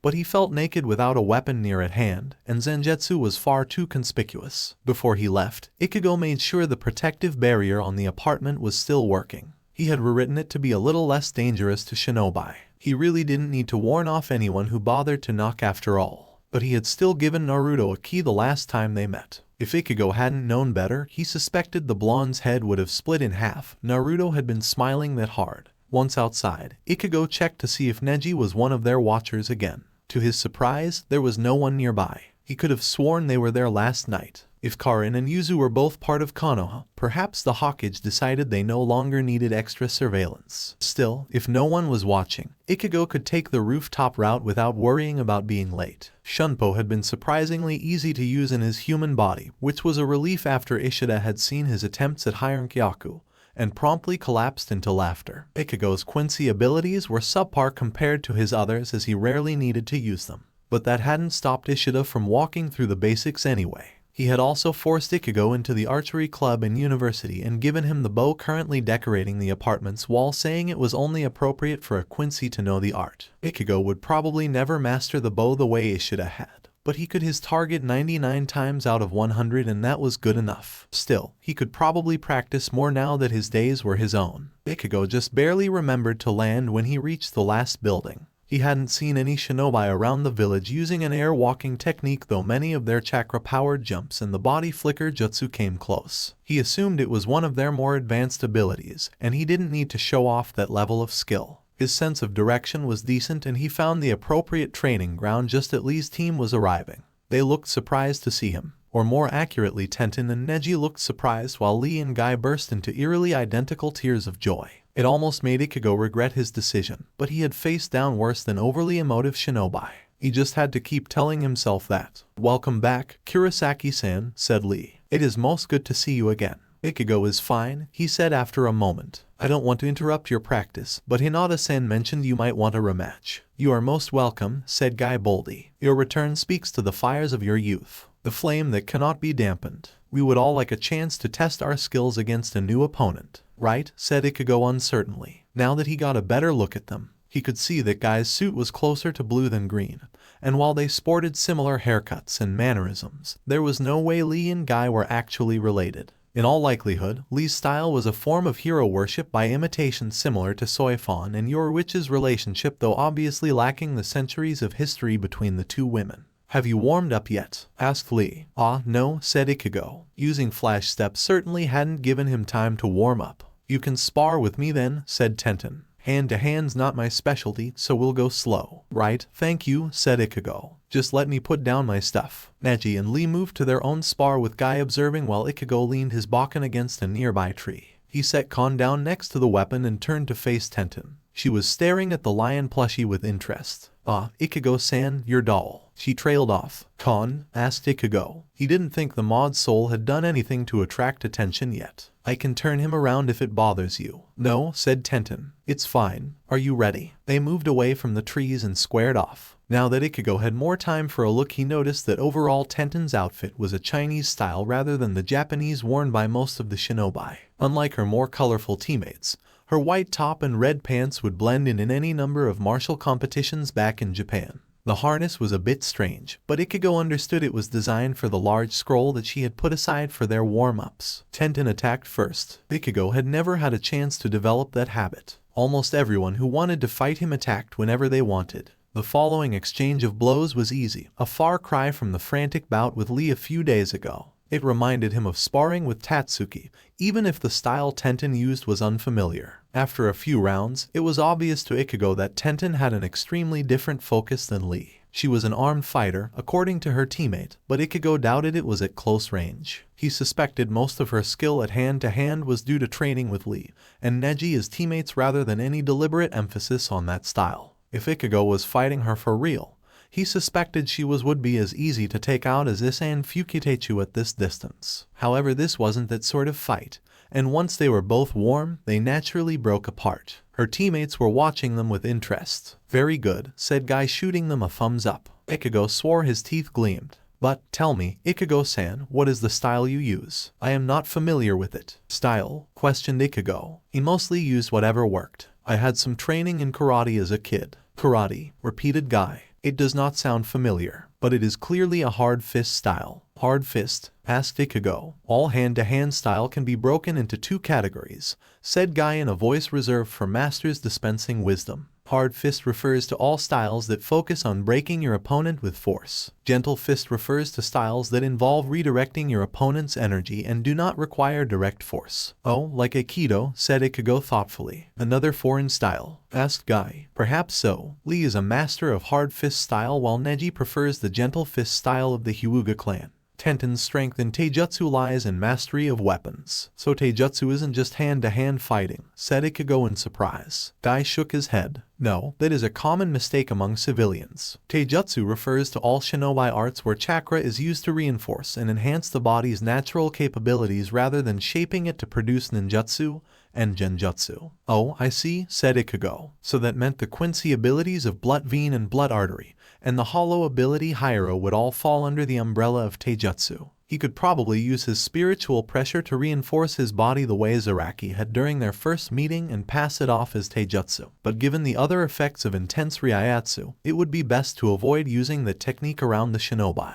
They would probably freeze up or, worse, not freeze up and attack him. I know that you wanted to have a rematch with Lee, said Guy. But would you consider a fight with Neji first? Ichigo shrugged. Sure, that's fine with me. Neji nodded in agreement. He and Ichigo assumed their ready stances, though Ichigo couldn't see how the white uniform with all that extra fabric could be practical in a hand-to-hand fight. The advantage of Hyuga's gentle fist, said Neji intensely, is that, when used with our Byakugan, we can see the tenketsu points of our opponents. We can then hit these points and close them with our own chakra, thereby shutting down our opponent's chakra system so they are no longer able to fight. Ichigo hummed thoughtfully. So you're saying that I have to dodge all of your strikes while trying to hit you, or else I'll lose. Sounds interesting. Neji smirked. Ichigo was a little excited. As a Shinigami, it rarely mattered what sort of force was brought against him. He could always recover and keep going. He didn't have the same advantage as a human. His training with the Fullbringers had shown him that, and when Ishida started teaching him Quincy techniques,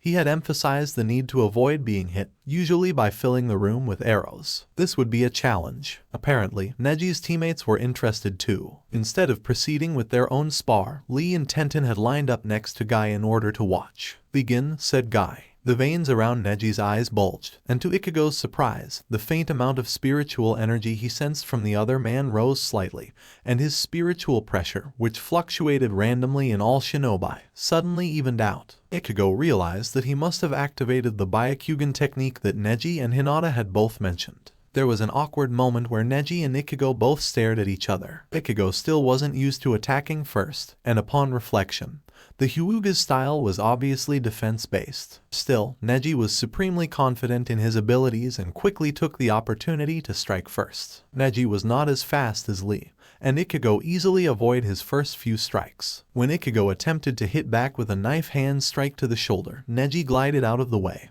and followed up with a counter-strike to Ichigo's upper arm. Ichigo just barely managed to dodge by drawing on a bit of spiritual power to increase his speed. After that, things really started to heat up. Neji could move faster and did so without ever dropping a beat. Ichigo had the advantage in speed but just barely. He mostly dodged Neji's strikes in order to get a feel for the technique while his own punches, kicks, and jabs were easily circumnavigated by the Hyuga. Every attack by Ichigo was turned into an opportunity for his opponent. Neji's fighting style was the most graceful Ichigo had ever seen. He noticed some similarities to the Aikido and Tai Chi he had seen performed by masters, but the Hyuga technique was so much more. It was almost a dance. The instant the thought flickered through Ichigo's head, his mind's eye filled with memories of Rukia. Ichigo had never seen her fight in the first few years of their acquaintance. She had advised him when Ichigo first took up the responsibilities of a Shinigami. Then in Hukomundo, they had all been fighting their own battles. After that, well, the less he thought about that long year without his powers the better, and then there had been that mess with the Wandenreich. The first time he had really seen Rukia cut loose with Sode no Shirayuki, he had been astonished by the beauty of her Zanpakuto. Neji took advantage of Ichigo's distraction. He landed a strike on Ichigo's left arm, which numbed the limb instantly. Ichigo instinctively flooded the area with Ryatsu, which restored some mobility, and at the same time used Neji's proximity against him by scoring a solid blow to the gut. Accidentally using a bit too much force, Ichigo's hit lifted Neji off his feet. He landed several meters away but recovered with a somersault into a low crouch. Neji rose unsteadily with one hand over his stomach, but he seemed ready to continue. Ichigo used the quick pause to rotate his arm. He could move it again, yet it felt odd, almost disconnected. If Neji made a few more hits like that, then Ichigo would lose fast. The problem was if Ichigo never attacked, then Neji would eventually win. Ichigo couldn't dodge forever. That wasn't his style. He wondered if it was possible to let Neji hit him without the same suffering the devastating effect. Neji had said he was aiming for tenketsu points, assuming those were similar to pressure points. As long as Ichigo dodged just a little bit, he could probably avoid most of the damage. Keeping his new plan firmly in mind, Ichigo restarted the fight by flinging himself straight at Neji. The Hyuga brought his hands up and reached for Ichigo,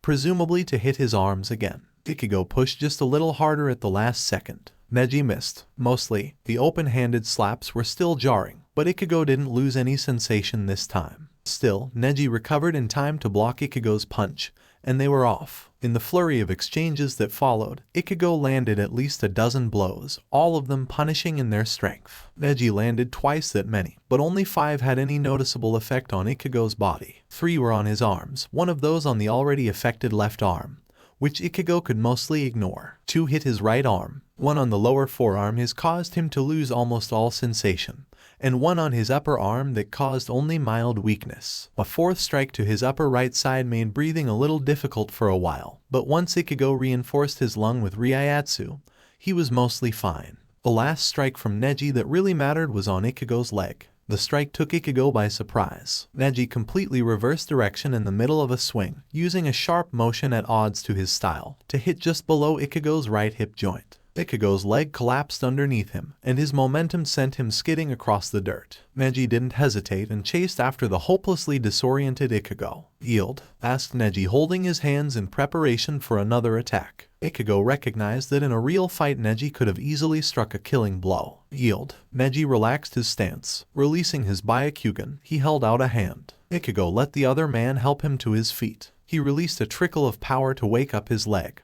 But now that the bout was over, he didn't need to flood the limb with energy. It gave him a bit of limp, but Ichigo felt that was acceptable given how he had lost. "That was a most exciting match," said Lee. "The passions of your youth burn brightly in combat." "Thanks," said Ichigo dryly. "Thanks for the match, Hyuga-san." "Neji is fine," said the other man. "There are too many of us to bother with last names. Have you had experience with a similar style of combat?" "You adjusted quickly after we started." "After you got my arm, you mean?" said Ichigo. He considered it for a moment. "Well, when Byakuya fought the 7th Espada, he could freeze Byakuya's limbs, but I only heard about that from Hanataru afterward. I'm sure there's some Zanpakuto out there with an ability like that, but I've never seen it before." Ichigo looked up. They were all staring at him. It made him uneasy. What's a Zanpakuto?" asked Tenten curiously while her teammates exchanged looks. "A soul-cutting blade," said Ichigo. "It's a special tool people use back in Soul Society." "Like your Bakken?" asked Tenten, glancing over at the weapon. Ichigo waved a hand. No, that's just for practice. The hilt resembles Zenjutsu's, my Zanpakuto, but the sword is a lot different." "You should bring it sometime," said Tenten. "These guys are great and all, but sometimes it's nice to practice with another weapon user." "Speaking of which," said Guy, "let us return to our practice. You should rest, Ichigo, and give yourself time to recover. Lee and I will hope to put on an equally admirable display of skill." "Yes, Guy-sensei. Ichigo's fight with Neji has renewed my dedication to the genius of hard work." "I will do my best," proclaimed Lee. "Your flames of youth shine bright, my student," roared Guy. "Guy-sensei." Lee. Ichigo could almost see a fiery backdrop burst into existence behind them as the 2 shinobi descended into their own little world. He glanced at Tenten and Neji and pointed in silent question. "They're always like that," said Tenten. "You get used to it." "Sort of." Neji just scoffed. "Come on, Tenten. We'll start and they'll snap out of it." "Don't work, Ichigo. I didn't use too much chakra, so you should be fine in a little while." "I thought you were holding back," said Ichigo. Neji gave him a look. "Turns out so were you." Ichigo settled down next to Kon as the shinobi moved on with their practice. Tenten had picked up her scroll, making Ichigo curious to see what she did with it. Lee and Guy had also come back to themselves and were beginning what looked to be a high-speed taijutsu match. "You totally lost," whispered Kon gleefully. "He was good," said Ichigo quietly. He didn't want to draw attention to Kon just yet. "That chakra stuff must really work." "Of course it works, moron," said Kon. "Haven't you been paying attention?" Ichigo refrained from squashing the lion. "Barely. It's related to spiritual power somehow, but it's not the same. It'd be easier to tell if I saw someone using ninjutsu." "You can ask Karin and Yuzu when they get back from the academy," suggested Kon. Ichigo frowned. "Maybe, but I think it'll be a while before they get that far." "You could ask Naruto," suggested Kon carefully. "He's going to be Hokage someday, right?" "That's what the old woman said. He probably knows some ninjutsu." "I'll think about it," said Ichigo. Naruto seemed like a good guy, but Ichigo had just started getting to know his other cousins and lost them. He wasn't ready for another one just yet. Kon looked disappointed, but Ichigo ignored him in favor of the fights happening in front of him. Had Tenten just fired weapons from that scroll? Iruka carefully regarded the young woman standing in front of him. Naruto had approached him days ago with crazy idea of adding his full-grown cousins to the next graduating class of the academy. Haruka had never expected the Hokage to agree. Once people reached a certain age, learning to manipulate chakra was all but impossible. So receiving a missive from Tsunade notifying him of 2 new adult students had taken him completely by surprise. He thought that would be the biggest shock of the day. Then Naruto had appeared, escorting his cousins, and crowing about a homemade bento made by the super talented Yuzu. And Haruka learned which of the girls was Sakura's new apprentice, and which was Anko's. Part of him still thought they were playing an elaborate joke. He wouldn't put that sort of thing past Naruto, especially given the nervous way Yuzu was shifting from foot to foot. She kept glancing at Haruka's Chunin uniform, down at her own clothes, and then over to her sister, who had completed her assessment and was now practicing a basic kata under Sora's, his co-instructor, watchful eye. Mixed in with the other students, Karin's outfit would have been an acceptable choice for any pre-genin. She wore a shapeless, dark red shirt that she claimed resembled a soccer jersey, whatever that meant. Fingerless gloves in a matching shade supported her wrists and gave her hands some extra protection. On her lower half, she wore long black shorts with traditional hyakin over bandages to protect her lower legs. Her short hair had been pulled away from her face into a small tail, nothing like the long locks Ino and Sakura had sported as girls. Altogether, she looked much more practical than Naruto had in the bright orange jumpsuit he wore as a student. Yuzu's outfit was a little different. She wore a dark green hooded jacket with long sleeves to cover her arms. She had foregone gloves like her sisters in favor of wrapping her hands and fingers. Instead of shorts, she wore slightly longer capris that were made of durable black fabric. Over those she had a light gray apron.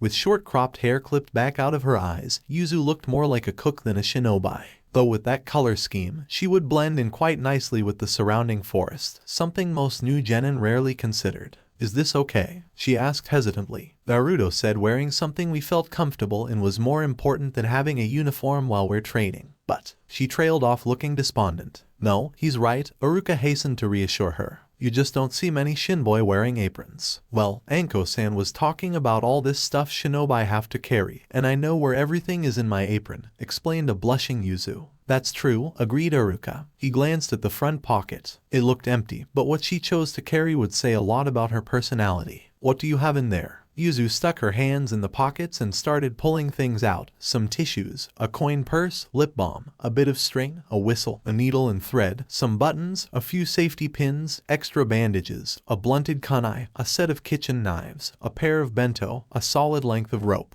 Haruka gaped in astonishment as she reached for more. "Where are you getting all of it?" he demanded. Yuzu started to put everything back. "Well, Anko mentioned all this stuff, and I thought I'm not sure where I can keep all that. But then I remembered that Naruto had shown us how to use storage seals. I picked up some really small ones when we finished shopping yesterday, and I sewed them into my apron last night. See?" She opened the pocket a little wider so he could take a look, and Haruka saw that there were, in fact, dozens of tiny storage seals sewed into the fabric. Keeping track of everything in each seal took a sharp mind, and to have so much control that, after a few days of practice at most, she could activate just one of those seals at a time was phenomenal, and a little frightening. "Why the kunai and the kitchen knives?" Haruka asked, curious. Yuzu smiled, happy to explain. "Tatsuki, my brother's friend, opened a dojo back in Karakura. She gave me and Karin free lessons. She said it's always important to know how to use what's around you if you have to defend yourself, and I do most of the cooking, so." "That's very good," said Haruka. That meant the sisters had more reigning than he initially thought. With extra training from their respective tutors, they should catch up to the rest of the class quickly. Putting those thoughts aside for the moment, he returned to the matter at hand and gestured at the obstacle course. "Now, this is a test to gauge your physical ability, not your combat ability. So what sort of experience do you have?" "Eating right and exercise is important to maintain a healthy body," said Yuzu firmly like she was reciting a lecture. "So I got up and ran 10 miles every day before the clinic opened, and every afternoon I did an aerobic kickboxing routine Tatsuki designed.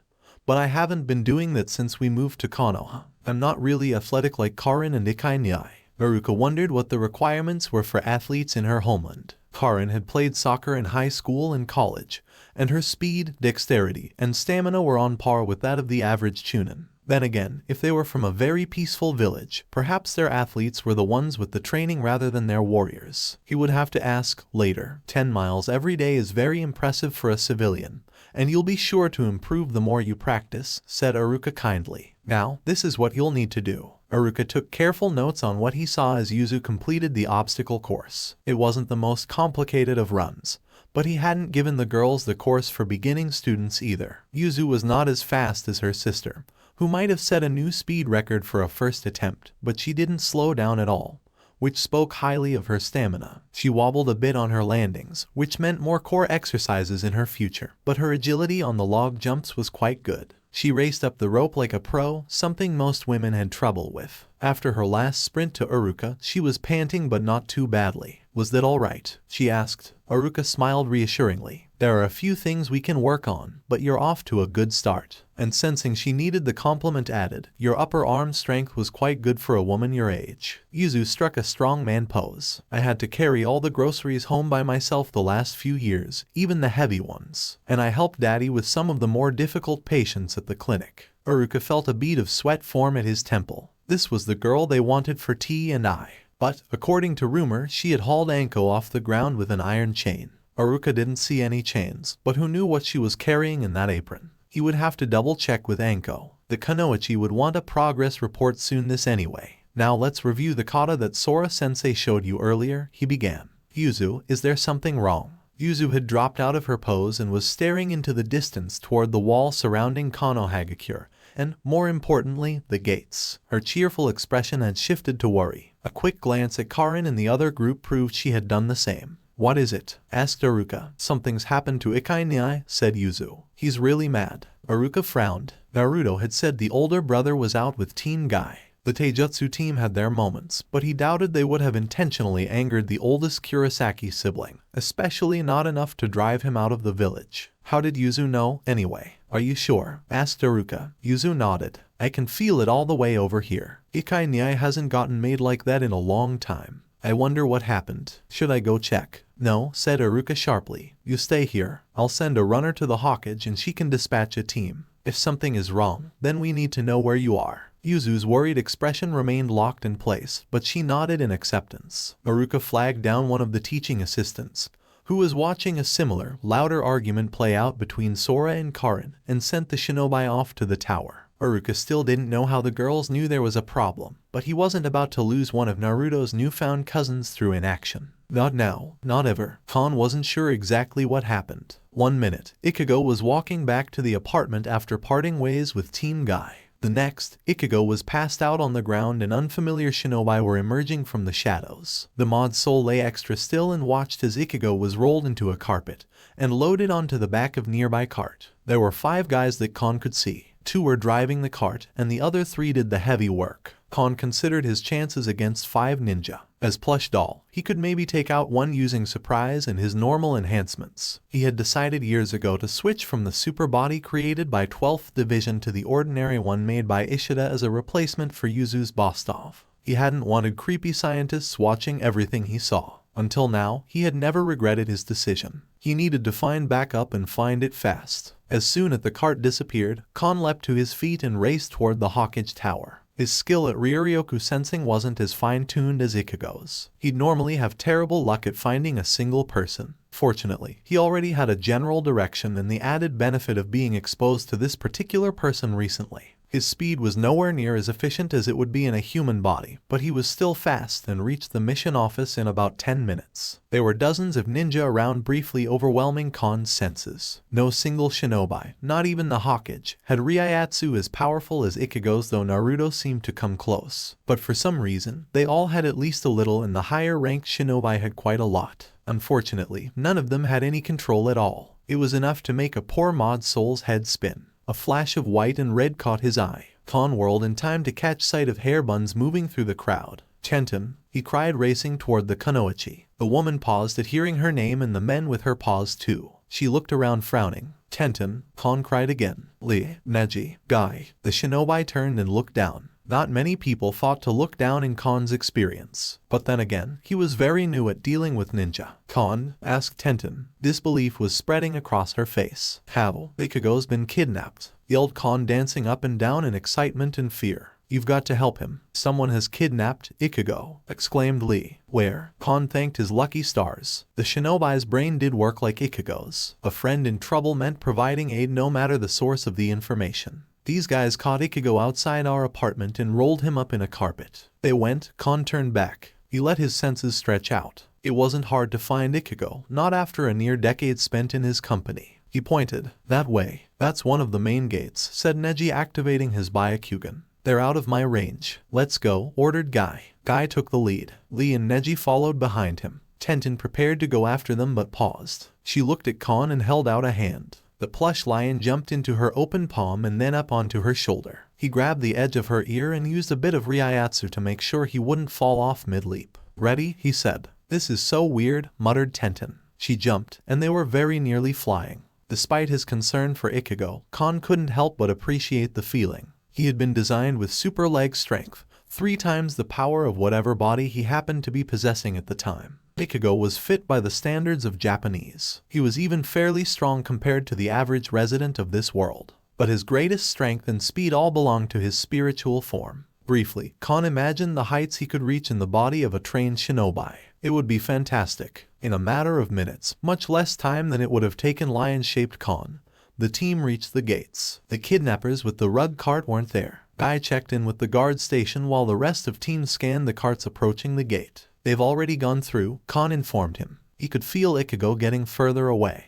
They can't be that far down the road. Are you sure? Asked Tenten, making an aborted turn of her head. Neji was switching his attention between Kon and the various groups seeking to leave Konoha. Lee was watching the road anxiously. Are you kidding? Asked Kon. Ichigo's out of it against his will. His control is shot. I'm surprised you can't feel it. Guy signaled them to join him at the gate and they started to run. The guards say a pair of merchants selling antique carpets left less than 15 minutes ago. The fabric would have been more than sufficient to hide a person. The group of 4 pounded down the road at top speed. Kon hung on gamely to Tenten's shoulder and tried not to be a nuisance. If she needed to fight, he could jump off without a problem. He just didn't want to see Ichigo hurt now that the former Shinigami was beginning to open up to people again. Knowing the shinobi of Konoha trusted Kon enough to rely on his word to rescue Ichigo, well, that had to mean something. The 5 men who took down Ichigo had increased to 14 by the time Team Guy reached the cart. The kidnappers had seen the team approaching and arranged themselves in defensive positions around the vehicle. The one in front formed some symbols with his hands, shouted a phrase that Kon didn't recognize,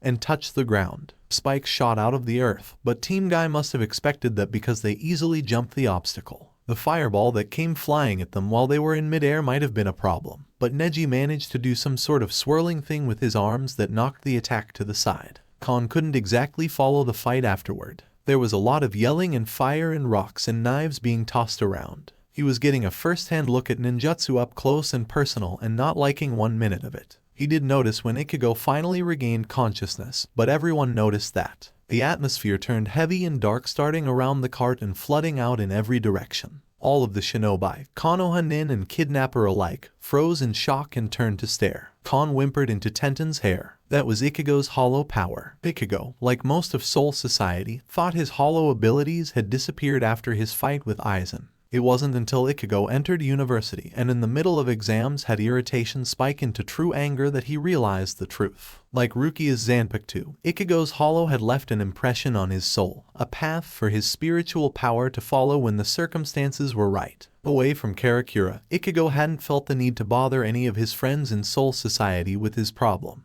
This was before Kyukaku had started him on her training regimen, and had sought to finally master his hollow power on his own. Ichigo, who had never learned the word impossible, succeeded in record time and had never quite gotten around to telling anyone about it. No one other than Kon, at least, who had been privy to furniture-destroying fits of rage mixed with bouts of dark depression as Ichigo finally confronted his darkest feelings. The advantage to Ichigo's hollow powers were that Ichigo could use all of them without leaving his body. Isshin had taught Ichigo a technique for summoning Zangetsu that meant he didn't have to leave his body for every little fight. But it had limitations. Ichigo could only use Shikai for so long before the strain became too much, and he couldn't use Bankai at all without potentially vaporizing his own body. Ichigo's hollow Ryuryoku didn't cause him the same sort of trouble. He just had to be truly angry or deeply afraid, or one time, really, really hungry, for his hollow powers to work. At the moment, Kon suspected Ichigo was furious. The right side of the cart exploded. Ichigo's outstretched arm hit the shinobi guarding that side and split his head like a melon. There was a tearing sound as Ichigo's other arm ripped through the heavy roll of carpet above him. With enough room to move, Ichigo freed himself from his Persian prison to stand in the center of the cart. His eyes were gold on black as he absorbed the fighters. There was no mask yet, which was good and meant his thinking was still mostly human.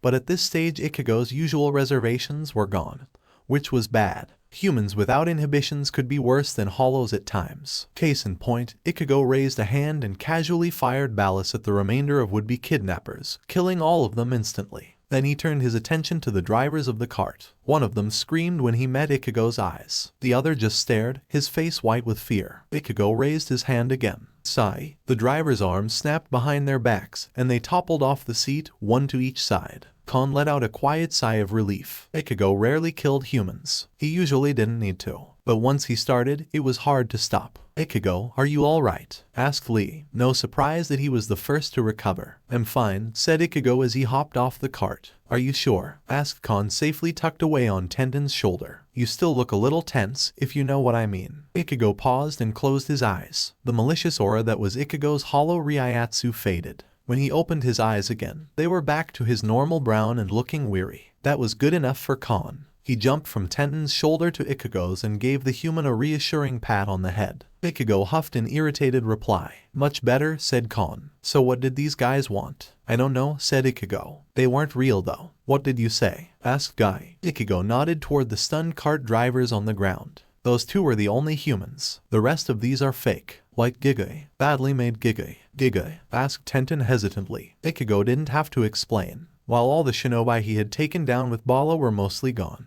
the ones Team Guy had dispatched suddenly collapsed, leaving behind puddles of stinking black goo. Kon wrinkled his nose. "Yuck. You will explain," said Neji. "How did you activate a Dojutsu, escape from the cart, and use ninjutsu without using chakra?" Kon could feel the tension in Ichigo's skyrocket. Apparently, some of the feeling must have shown on Ichigo's face because Guy stepped between the two. Ichigo was by no means short, but Guy was very tall. Tall enough to look like a responsible adult stepping between two children, even if all three were really grown men. He looked to the shinobi first. "Neji, that's enough. Report the intrusion to the Hokage," ordered Guy. "We will bring the prisoners and follow along behind." The Hyuga didn't bother to acknowledge his orders. He simply took off at top speed back to Konohagakure. Lee and Tenten both moved to the cart to secure the drivers. Guy turned his attention to Ichigo. "You do not have to tell me anything you do not want to," said Guy. "But you will have to tell the Hokage. The safety of the village is at stake. Your safety, and potentially that of your sisters, as well. Do you understand?" Ichigo's pulse jumped at the mention of his sisters but quickly steadied again.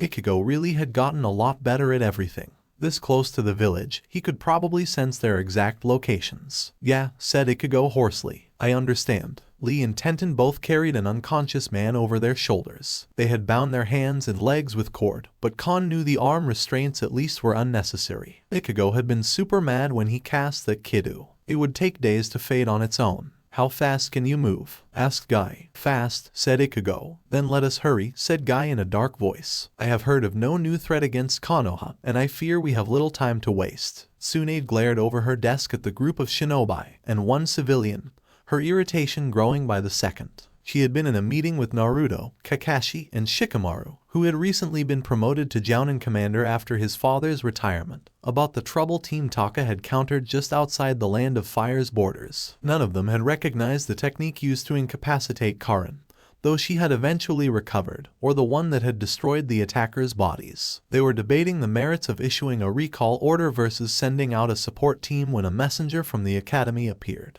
Karin and Yuzu had claimed their brother was in trouble. They had sensed something wrong with him even though Ichigo was presumably practicing with Team Guy. Naruto was willing to accept that explanation, reminding her of the Kurisaki's ability to sense the Kyuubi's Ryatsu from a great distance away. Tsunade had been about to dispatch Kakashi and Naruto to track down Ichigo when Neji appeared with another message. Ichigo had been kidnapped just outside of his apartment. Team Guy had been alerted by Kon, who apparently could move and talk independently, and immediately headed out in pursuit. After catching up to the kidnappers, Team Guy had engaged in combat. Before they could dispatch the enemy shinobi, Ichigo had shaken off the technique used to disable him and killed his remaining attackers using an unfamiliar jutsu, leaving only the two cart drivers alive. According to Neji's report, the kidnappers had moved like shinobi while alive, but shortly after death had dissolved into something barely more than sludge. His description matched that provided by Team Taka about the fate of their attackers. Tsunade refused to think it was a coincidence. Now that Team Guy had escorted Ichigo to the tower and handed over the drivers to the welcoming arms of T and I, Tsunade wanted answers. Unfortunately, she doubted any of her shinobi could provide resolution. She gave Ichigo another careful once-over. Tsunade had examined him for injuries when he arrived, but oddly enough he seemed to have none at all, despite breaking through the side of a sturdy wooden cart with his arm and sparring with Team Guy before that. In addition, he was the most relaxed out of everyone in the office despite being the victim. Once he learned his sisters were safe, any and all remaining traces of anger had drained away completely. Her shinobi were nowhere near as calm, and for good reason. Why did this happen? Demanded Tsunade. Where the hell was a NBU? Shikamaru was frowning. Last check-in was at 500 hours during the shift change. The next scheduled check-in is at 1100 hours, 80 minutes from now. There's been no distress signal or indication of any problem. There wasn't anyone outside when I left this morning, said Ichigo. I thought that was a little weird. Tsunade scowled. When was that? 5:50, said Ichigo. Tsunade signaled Shikamaru, who nodded in acknowledgement. They would be sending a team to search for the bodies of the missing ANBU. She returned her attention to Ichigo. If you can sense the Ryayatsu, she formed the unfamiliar word carefully, of nearby shinobi, then why didn't you notice your kidnappers? Ichigo scowled and crossed his arms. Like I said earlier, they weren't really people. You don't sense the Ryayatsu of trees or rocks when you walk by. I'd have to be super sensitive to notice something like that. Tsunade turned her attention to the lion doll, who was trying to hide in Ichigo's hair and failing. What about him? Kon asked Ichigo. He's worse than me. He's designed to sense hollows, and they really stand out. Tsunade let it go. If Kurosaki couldn't sense their Ryayatsu and Karin couldn't sense their chakra, they would have to try other measures to catch the kidnappers. Her hand wavered over the report from Team Taka. Another Konoha team was attacked under similar circumstances, she said finally. The Uzumaki member of the team also collapsed but did not regain consciousness for several hours. How did you recover so quickly? Ichigo's scowl deepened and he glanced at the Hyuga. In our fight earlier, Neji cut off the chakra to my arm, so I couldn't move it anymore. I had to reinforce my arm with Ryayatsu to be able to move it again. Whatever those guys did felt a lot like that, only all over. Is that a technique you could teach to our shinobi? Asked Tsunade. I'm not sure, said Ichigo. His scowl shifted into a thoughtful frown. Everyone I've seen in the elemental countries has above average Ryayatsu, but no one uses it directly. Usually you have to be born with the ability to manipulate Ryoryoku. Sometimes people's circumstances can change, but that usually takes exposure to strong Ryayatsu over a long period of time. Maybe anyone Naruto's close to, or people who live near the empty spaces in the village. It's not something I would rely on in your situation. It took a minute for Tsunade to understand what he was saying, then it clicked. Anyone close to Naruto would have been exposed to the, supposedly, massive Ryayatsu of the Kyuubi. The empty spaces in the village were areas flooded by demonic chakra on the night of Naruto's birth. They were still considered unlivable more than 20 years later. No, agreed Tsunade regretfully. They would need to find another solution. In the corner, Kakashi raised a hand. A question, Hokage-sama. He looked at Ichigo. If the kidnappers were already in place when you left, why didn't they attack you then? Or go for your sisters? I left too fast, said Ichigo, which explained nothing. He scowled again at the mention of his sisters. The apartment is warded. They probably couldn't reach Karin and Yuzu until they went outside, and they left with Naruto. If the attack is designed to incapacitate Uzumaki only, then why not attack Naruto and the girls when they left the apartment? Asked Shikamaru lazily. Maybe it can only be used on one person at a time, offered Kakashi. Maybe they knew it wouldn't work on me, countered Naruto. I mean, if it's like the Hyuga style, then I could use Kurama's chakra to overpower it. That's what I did in the Chunin exams against Neji. Shikamaru frowned. That's possible, but not many people know that's what happened back then. As the gathered shinobi descended into debate, Tsunade listened in with one ear and devote most her attention to studying Ichigo once more. He truly didn't seem bothered by the attempted kidnapping. That was the amazing thing. Perhaps it was because he had not actually needed a rescue in order to escape. Or perhaps he was accustomed to assaults from unknown attackers. Naruto mentioned that Ichigo had been in several battles in his original dimension. Tsunade itched with the desire to know more, but she had deliberately left asking those sorts of questions to Naruto. She had to rely on reports from ANBU and shinobi like Team Guy, who had significant interactions with Kurosaki. But, noting the frown on Ichigo's face, as long as he was in her office, she could ask him about the attack at least. "Is there a problem, Kurosaki?" she asked, cutting through the building argument. Kurosaki's frown shifted briefly to surprise. "People would notice if Naruto went missing, right? Karin and Yuzu too, since they have responsibilities here. But if I disappeared, my sisters would be upset. But it wouldn't be the same sort of thing to everyone else. And the other person who was attacked, that had to have happened a long way from Konoha, or somebody would have mentioned it earlier. That was just the obvious choice." Ichigo clearly underestimated how much energy Naruto had invested in keeping his cousins, all three of them, in Konoha. Still, he had a valid point. "The simplest explanation is often best," agreed Tsunade. "Though with shinobi, things were rarely that straightforward. We will be exploring all possibilities until we discover who is responsible." She paused. "Kurosaki, wait outside. Naruto can escort you to the academy in a moment." Ichigo gave a quick bow and left the office, closing the door behind him. Tsunade looked at the remaining shinobi in her office. Shikamaru, Naruto, Kakashi, all of Team Guy stared back, waiting for orders. "Increase the ANBU guard on the Kurosakis. Also, I want a visible shinobi companion whenever one of them goes out in public. Team Guy, if you would provide this function for Ichigo. Kakashi, you, Yamato, or Sai will be responsible for the girls. Naruto, if you could continue to escort the girls to the academy in the morning. Inform Iruka that Sakura and Anko will personally retrieve Karin and Yuzu at the end of each day, at least for the time being. Are there any questions?" Neji stepped forward. "Hokage-sama, about the abilities Ichigo used to kill the kidnappers. He did not use chakra despite using an unfamiliar ninjutsu. That was undoubtedly an attack that Kurosaki learned in his homeland," said Tsunade. "You are aware by now that Kurosaki has some military training even though he is not a shinobi. This is part of the reason why he and his sisters are currently seeking asylum in Konoha.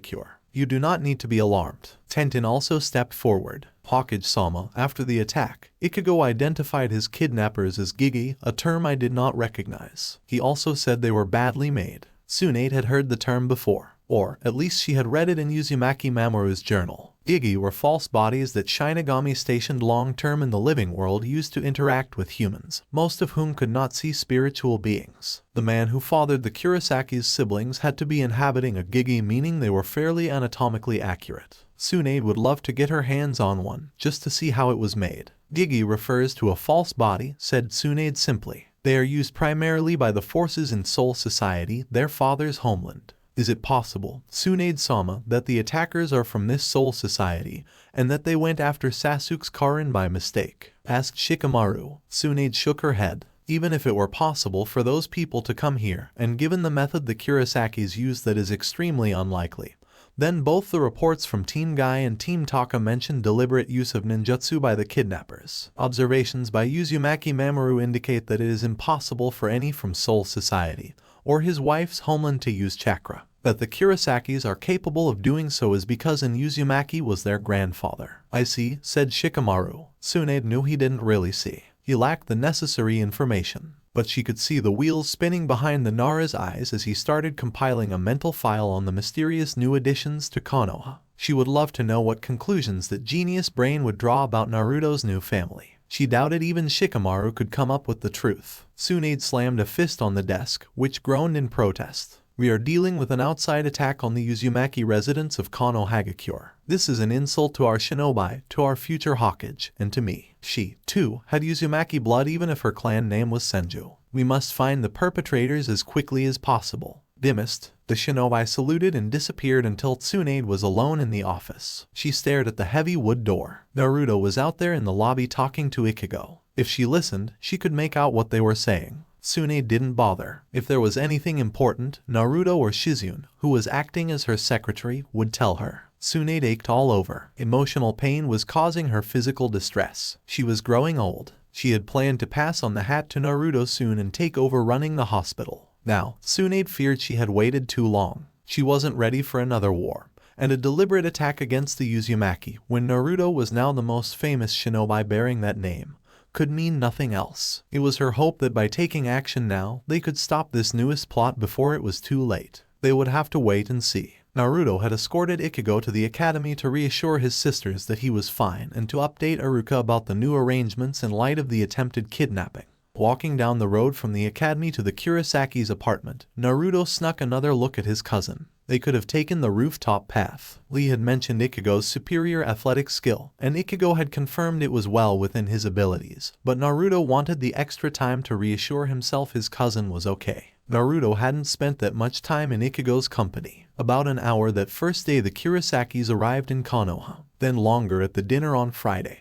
But he had spent most of that time learning about the Kurosakis' circumstances rather than about his cousins. A very short exchange the following Sunday, when Ichigo had somehow tracked him down and informed Naruto that they were staying, gave him a paper key to their apartment, and asked how Karin should go about applying to the hospital. Sakura had informed him about accepting Karin as a student that following Monday afternoon, so he had completely missed Anko storming the Hawkage Tower with Yuzu in tow and her siblings following on their heels. Though Kakashi had painted a very exciting picture when reciting the events there, and in the dango shop for Naruto's benefit. This morning, Ichigo had been off to sparring with Lee when Naruto reached the apartment. All in all, the Kurosakis had been there for about a week, and Naruto had only a few hours of face time with any of them. That hadn't been near enough time for Naruto to learn anything really important. Sure, they had told him all about their flight from their original dimension, but they almost had to tell him that. But he hadn't had a chance to get to know them. For example, now Naruto could see that he and Ichigo were almost the same height. Naruto was just a bit taller in his raised sandals, and that they had the same lean build despite their respective training. Furthermore, Ichigo didn't move like a shinobi, probably because he was accustomed to wearing his bakken, though sometimes when he stood, it was a bit like Gaara, who carried his heavy gird around on his back, and yet Ichigo's walk was perfectly silent. Who had taught him that? And why did Ichigo scowl all the time? Naruto had seen all manner of scowls and frowns and thoughtful looks on his cousin's face but not one smile. It reminded him, depressingly, of Sasuke as a child, though Ichigo didn't seem to radiate the same arrogance that Sasuke carried as the last of the Uchiha. Karin scowled like Ichigo, but she smiled some of the time. Yuzu was almost always smiling, which Naruto could appreciate, but he still didn't know why. They hadn't had very much time to learn about Naruto either, he reflected. They might have heard about him from other people in the street, but since they used the name Kurosaki rather than Uzumaki, most people wouldn't think of them as relatives, at least not yet. Naruto hadn't been able to talk about growing up alone in Konoha or how excited he was to have new relatives, and he definitely hadn't been able to keep them safe, even though he had promised. "I'm sorry," blurted Naruto. Ichigo turned his head to regard Naruto seriously, and the lion doll, Kon, peeked around his head to look too. "Oh?" asked Ichigo. "What about?" Naruto blushed crimson in shame. "I told you I would keep you safe in Konoha, and I haven't been able to do that. You were attacked here because of me. Because you are also Uzumaki. That's not your fault," said Ichigo firmly. Naruto stared. Ichigo turned his face back to the road, but he kept going. "It's not your fault that they're after us here because we're Uzumaki. We would have used that name somewhere else eventually, so you can't blame yourself for that." "But I promised to protect you," protested Naruto. "I know," said Ichigo, "but I also know that you're doing your best right now, and that you said the people of Konoha protect each other. That doesn't mean we should just sit back and rely on you for everything." Naruto felt the hot pinpricks of tears in the corners of his eyes. He quickly blinked them away. "But I know what it's like to blame yourself for not being able to protect someone," said Ichigo. "So don't worry about it. You didn't fail, okay?" Naruto swallowed around the lump in his throat. "Thanks." They completed the rest of the walk to the apartment in silence. His cousin had given no indication of what he really felt other than his eternal scowl, so Naruto decided to accept his words as they were intended. Internally, Naruto's emotions wavered between grateful, embarrassed, and angry, not at Ichigo but at himself. He would definitely do his best to keep his new cousin safe. At the apartment building, they both stopped and looked up. Ichigo and his sister lived on the 4th floor. It wouldn't take too long to walk up the stairs, but now that the proverbial cat was out of the bag, there were much faster ways to get there. "Race you to the top," offered Naruto. Ichigo smirked, which was a slight improvement over the scowl. "It'll be a short race." Naruto grinned. "Then it doesn't matter that I'll win." He formed the ram seal for Shunshin and disappeared into a swirl of leaves. Leaning over the rail in front of the Kurosaki's door, Naruto checked to see what Ichigo would do and promptly pulled in order to avoid a head-to-head collision when the other man jumped straight up. Ichigo landed on the railing. He was still scowling, but there was an amused glint behind his eyes. "You cheated," said Ichigo. "Ninja," countered Naruto brightly. Naruto watched with interest as Ichigo pulled out a slip of paper, identical to the key he had given Naruto, and wrapped it around the doorknob before opening the door. There really must be some sort of protection on the apartment. Naruto remembered the torn paper on the back of the door and wondered if it was anything like the sealing art he had learned from Jiraiya. Ouch, Kon, snapped Ichigo. Naruto refocused on his cousin. There was a tiny paw-shaped mark on the side of Ichigo's face. Apparently, the doll had slapped him. "Do you want to come inside?" offered Ichigo. "The guys in masks are back, if you have something you need to do. But if you want..." He trailed off uncertainly. Naruto pounced on the idea. "No, that'd be cool," he said. "Thanks." "Sure," said Ichigo. After a quick scan of the nearby rooftops confirming the ANBU were back in place, Naruto followed his cousin inside. A piece of paper was back up on the door. The symbols on it were completely unfamiliar to Naruto. A closer look showed that symbols weren't limited to the door. There were similar ones all around the door frame in ink that matched the color of the walls. More symbols lined the baseboards, again in matching ink. Naruto suspected they ran around the entire apartment. "Is this the same ward you had up the other day?" asked Naruto. "It's a different one," said Ichigo. "I had to modify it a little, so it wouldn't hurt people who just tried to knock and didn't come inside. Do mind if I take a shower real quick? You can look around or have some tea if you want." Naruto hastily assured him it was fine. A practice with teen guy, which Naruto had only tried once and only because of a dare from Sakura, could drive a shinobi to live in the shower. Add in kidnapping and Ichigo was probably feeling pretty gross. As Ichigo retreated to the bathroom for his shower, Naruto started a pot of tea and poked around the living room. At some point since Naruto's last visit, the Kurosakis had added low, black bookshelves to every wall. They were stuffed full of scrolls and books, which Naruto suspected were from Uzumaki Mamoru, though there were a few with unfamiliar titles that were possibly from Japan. There was also a low coffee table, in place of the long one they had used for the dinner, and a handful of cushions stacked in a corner. Naruto was happy to see his miniature tree was green and thriving beneath the Uzumaki spiral on the bookshelf on that side of the room. The bouquet Sakura brought was gone, but a dried blossom from each type of flower was resting artfully in the gravel of the shallow dish. Besides that, there were still only a few other decorations. Hanging from the wall bearing the Kurosaki cross were the longbow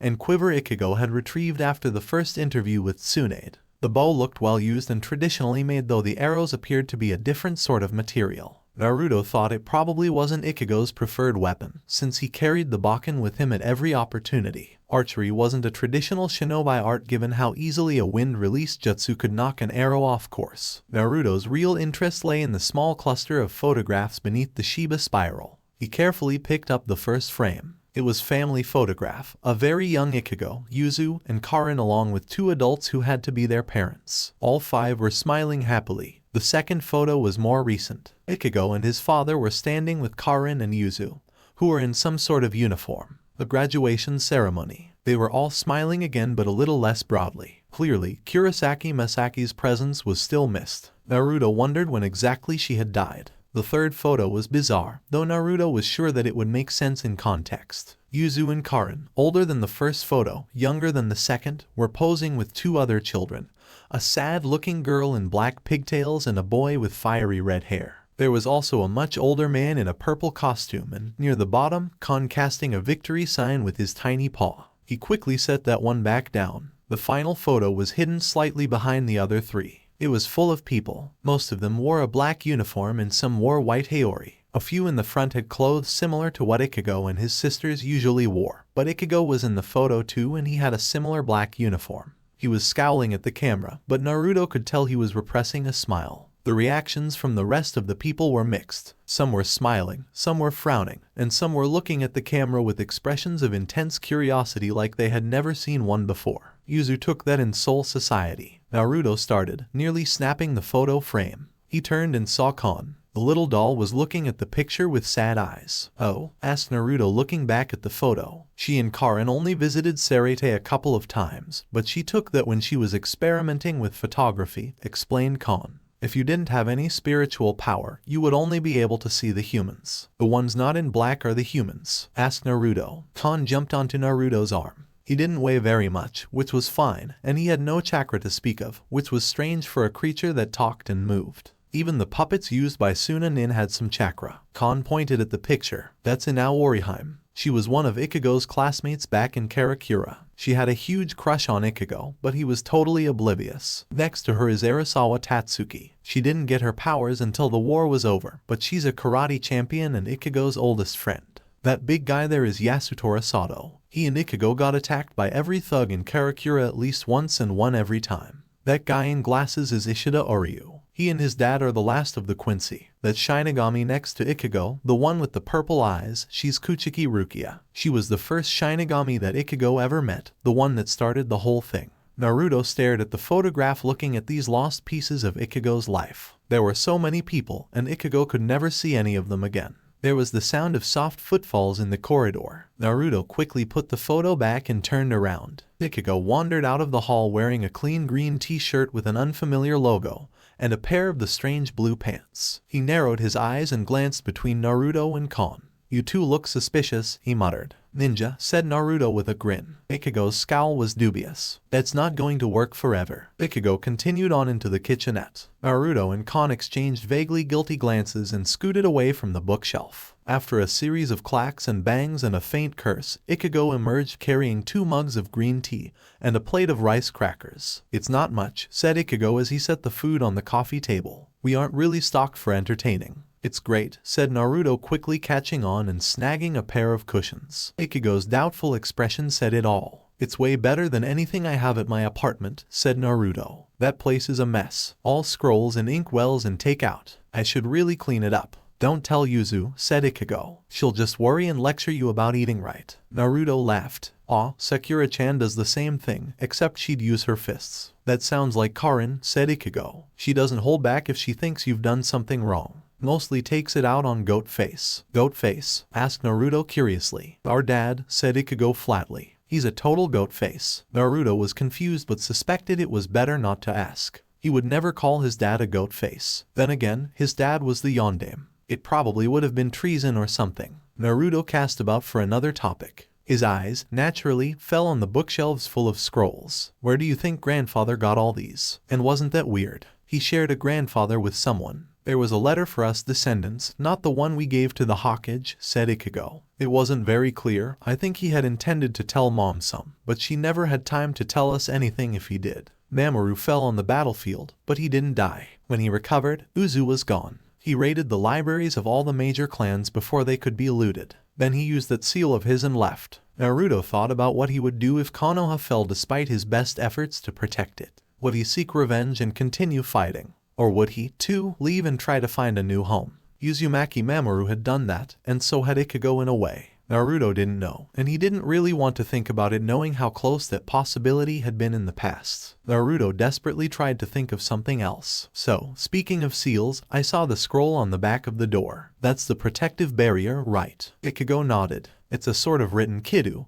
Kidu are a bit like ninjutsu back in Soul Society, and you can do different stuff with them. Fukaku taught me how to make them." "And it goes around the whole apartment, right?" asked Naruto. "I noticed the ink." Ichigo sighed. "Yeah, that was a pain, since Yuzu couldn't decide what color she wanted the living room to be, and I had to keep her writing it." Naruto chuckled. He'd never had that problem with one of his seals before, but he could imagine. "Did you have to re-ink it when you rewrote the ward?" "No," said Ichigo. "That just changed the effect of the barrier." From there, the conversation descended into a discussion of how protective barriers worked and a comparison of rewritten kidu and sealing. It was pleasant, Naruto thought. He could discuss sealing in general terms with Kakashi and specific medical seals with Sakura. But with Jiraiya gone these many years past, there had been no one he could discuss the down and dirty details with. Ichigo was interested, which was a pleasant change from most of his friends. Even Kon had wandered off to take a nap, and if Naruto had to explain a bit more than usual, then that just made it was easier to keep the conversation going. They had just broken out some of Mamoru's scrolls, one of the ones Ichigo had been able to identify as a basic introduction to the sealing arts, when Ichigo paused and looked out the window. Naruto tensed. "What is it?" Ichigo waved him off. "Nothing, just the masked guys switching out. I was trying to keep an eye out this time, just in case." Naruto nodded. "That's not a bad idea." He winced. "But you probably shouldn't call them masked guys. The ANBU are the elite shinobi of the village." "Oh, I'll be careful then," said Ichigo. "ANBU, huh? What's that stand for?" Ansatsu Senjutsu Tokashu Budai, the Special Assassination and Tactical Squad, explained Naruto for the first time in his life. "Every village has one." Ichigo's eyebrows rose to meet his hairline. He glanced out the window. and I thought knowing the proper name would make it feel less like I was being stalked by hollows. He snorted. Shows what I know. Hollows? Asked Naruto. Those are the evil spirits, right? Why do ANBU remind you of them? Ichigo gestured at his face. It's the masks. Hollows wear them to protect their more vulnerable parts, the feelings they used to have when they were alive. And they look like ANBU masks? Asked Naruto. The thought niggled at him. He was forgetting something about the ANBU. Oh my god. Naruto shot out of his seat, startling Ichigo. It's been 3 hours. Tsunade-bachan is going to have my head on a pike. I'm so sorry. I've got to go. Ah, Naruto-san, before you leave, began Ichigo. Naruto paused. Ichigo looked hesitant, almost shy. Yes, Karin and Yuzu still have the weekends off. Something about still being students, explained Ichigo. So Karin and I were going to play some soccer and Yuzu wants a picnic. If nothing happens before then,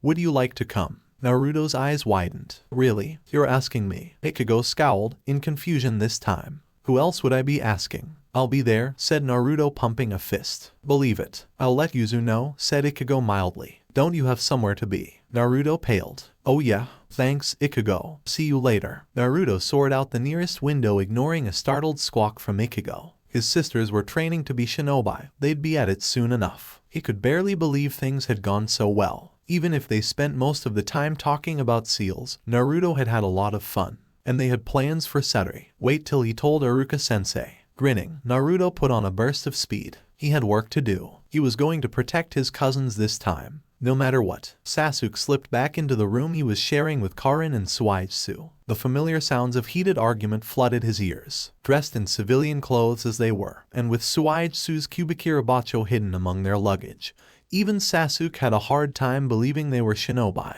The argument didn't go on for much longer. Karin noticed his presence immediately and smiled at him from her bed. Sasuke-sama, you're back. Did you hear anything from Konoha? Asked Suigetsu. Sasuke adjusted his yukata and sat on the other bed, well away from Karin's grabbing arms. She was still a little loopy from her earlier experience, and he had been goosed more than once since she woke up. There was a similar attack in Konoha this morning, said Sasuke. Suigetsu and Karin both started. Who was it? Asked Suigetsu. They don't know who was responsible, said Sasuke unhappily. But the victim was one of your new cousins, Karin. They were able to retrieve him before the kidnappers got too far away from the village. TCH, bastards, grumbled Karin. Suigetsu snorted and crossed his arms. So what's the plan? Konoha's sending Jugo to meet us in an ANBU team as a shadow, said Sasuke. He arched a sarcastic brow. We're going to be bait. Woohoo, yelled Karin. A rank pay. More fried pork cutlet for me. Sasuke eyed her carefully. He glanced at Suigetsu, who rolled his eyes. Her brain is as useful as fried pork cutlet right now, but she'll get better. The ex-Kiri-nin grinned, displaying a mouth full of 2 sharp teeth. So we're going to be bait. Those guys won't know what hit them. Sasuke returned the vicious smile with a smirk of his own. They dared to attack his team. They dared to attack Konoha, Naruto's village, and the one Itachi had died to save. No, Sasuke would never allow it. He would find the source of this new threat and erase it from the world, no matter what. So alright folks, that's all for today. Stay tuned for part 3. Do subscribe, like and share for more such videos. Also check out the story and author Zeionia Aka Disturbed on FANFICTIONnet. Press the bell icon to be notified first on release. See you in the next video. Till then, goodbye.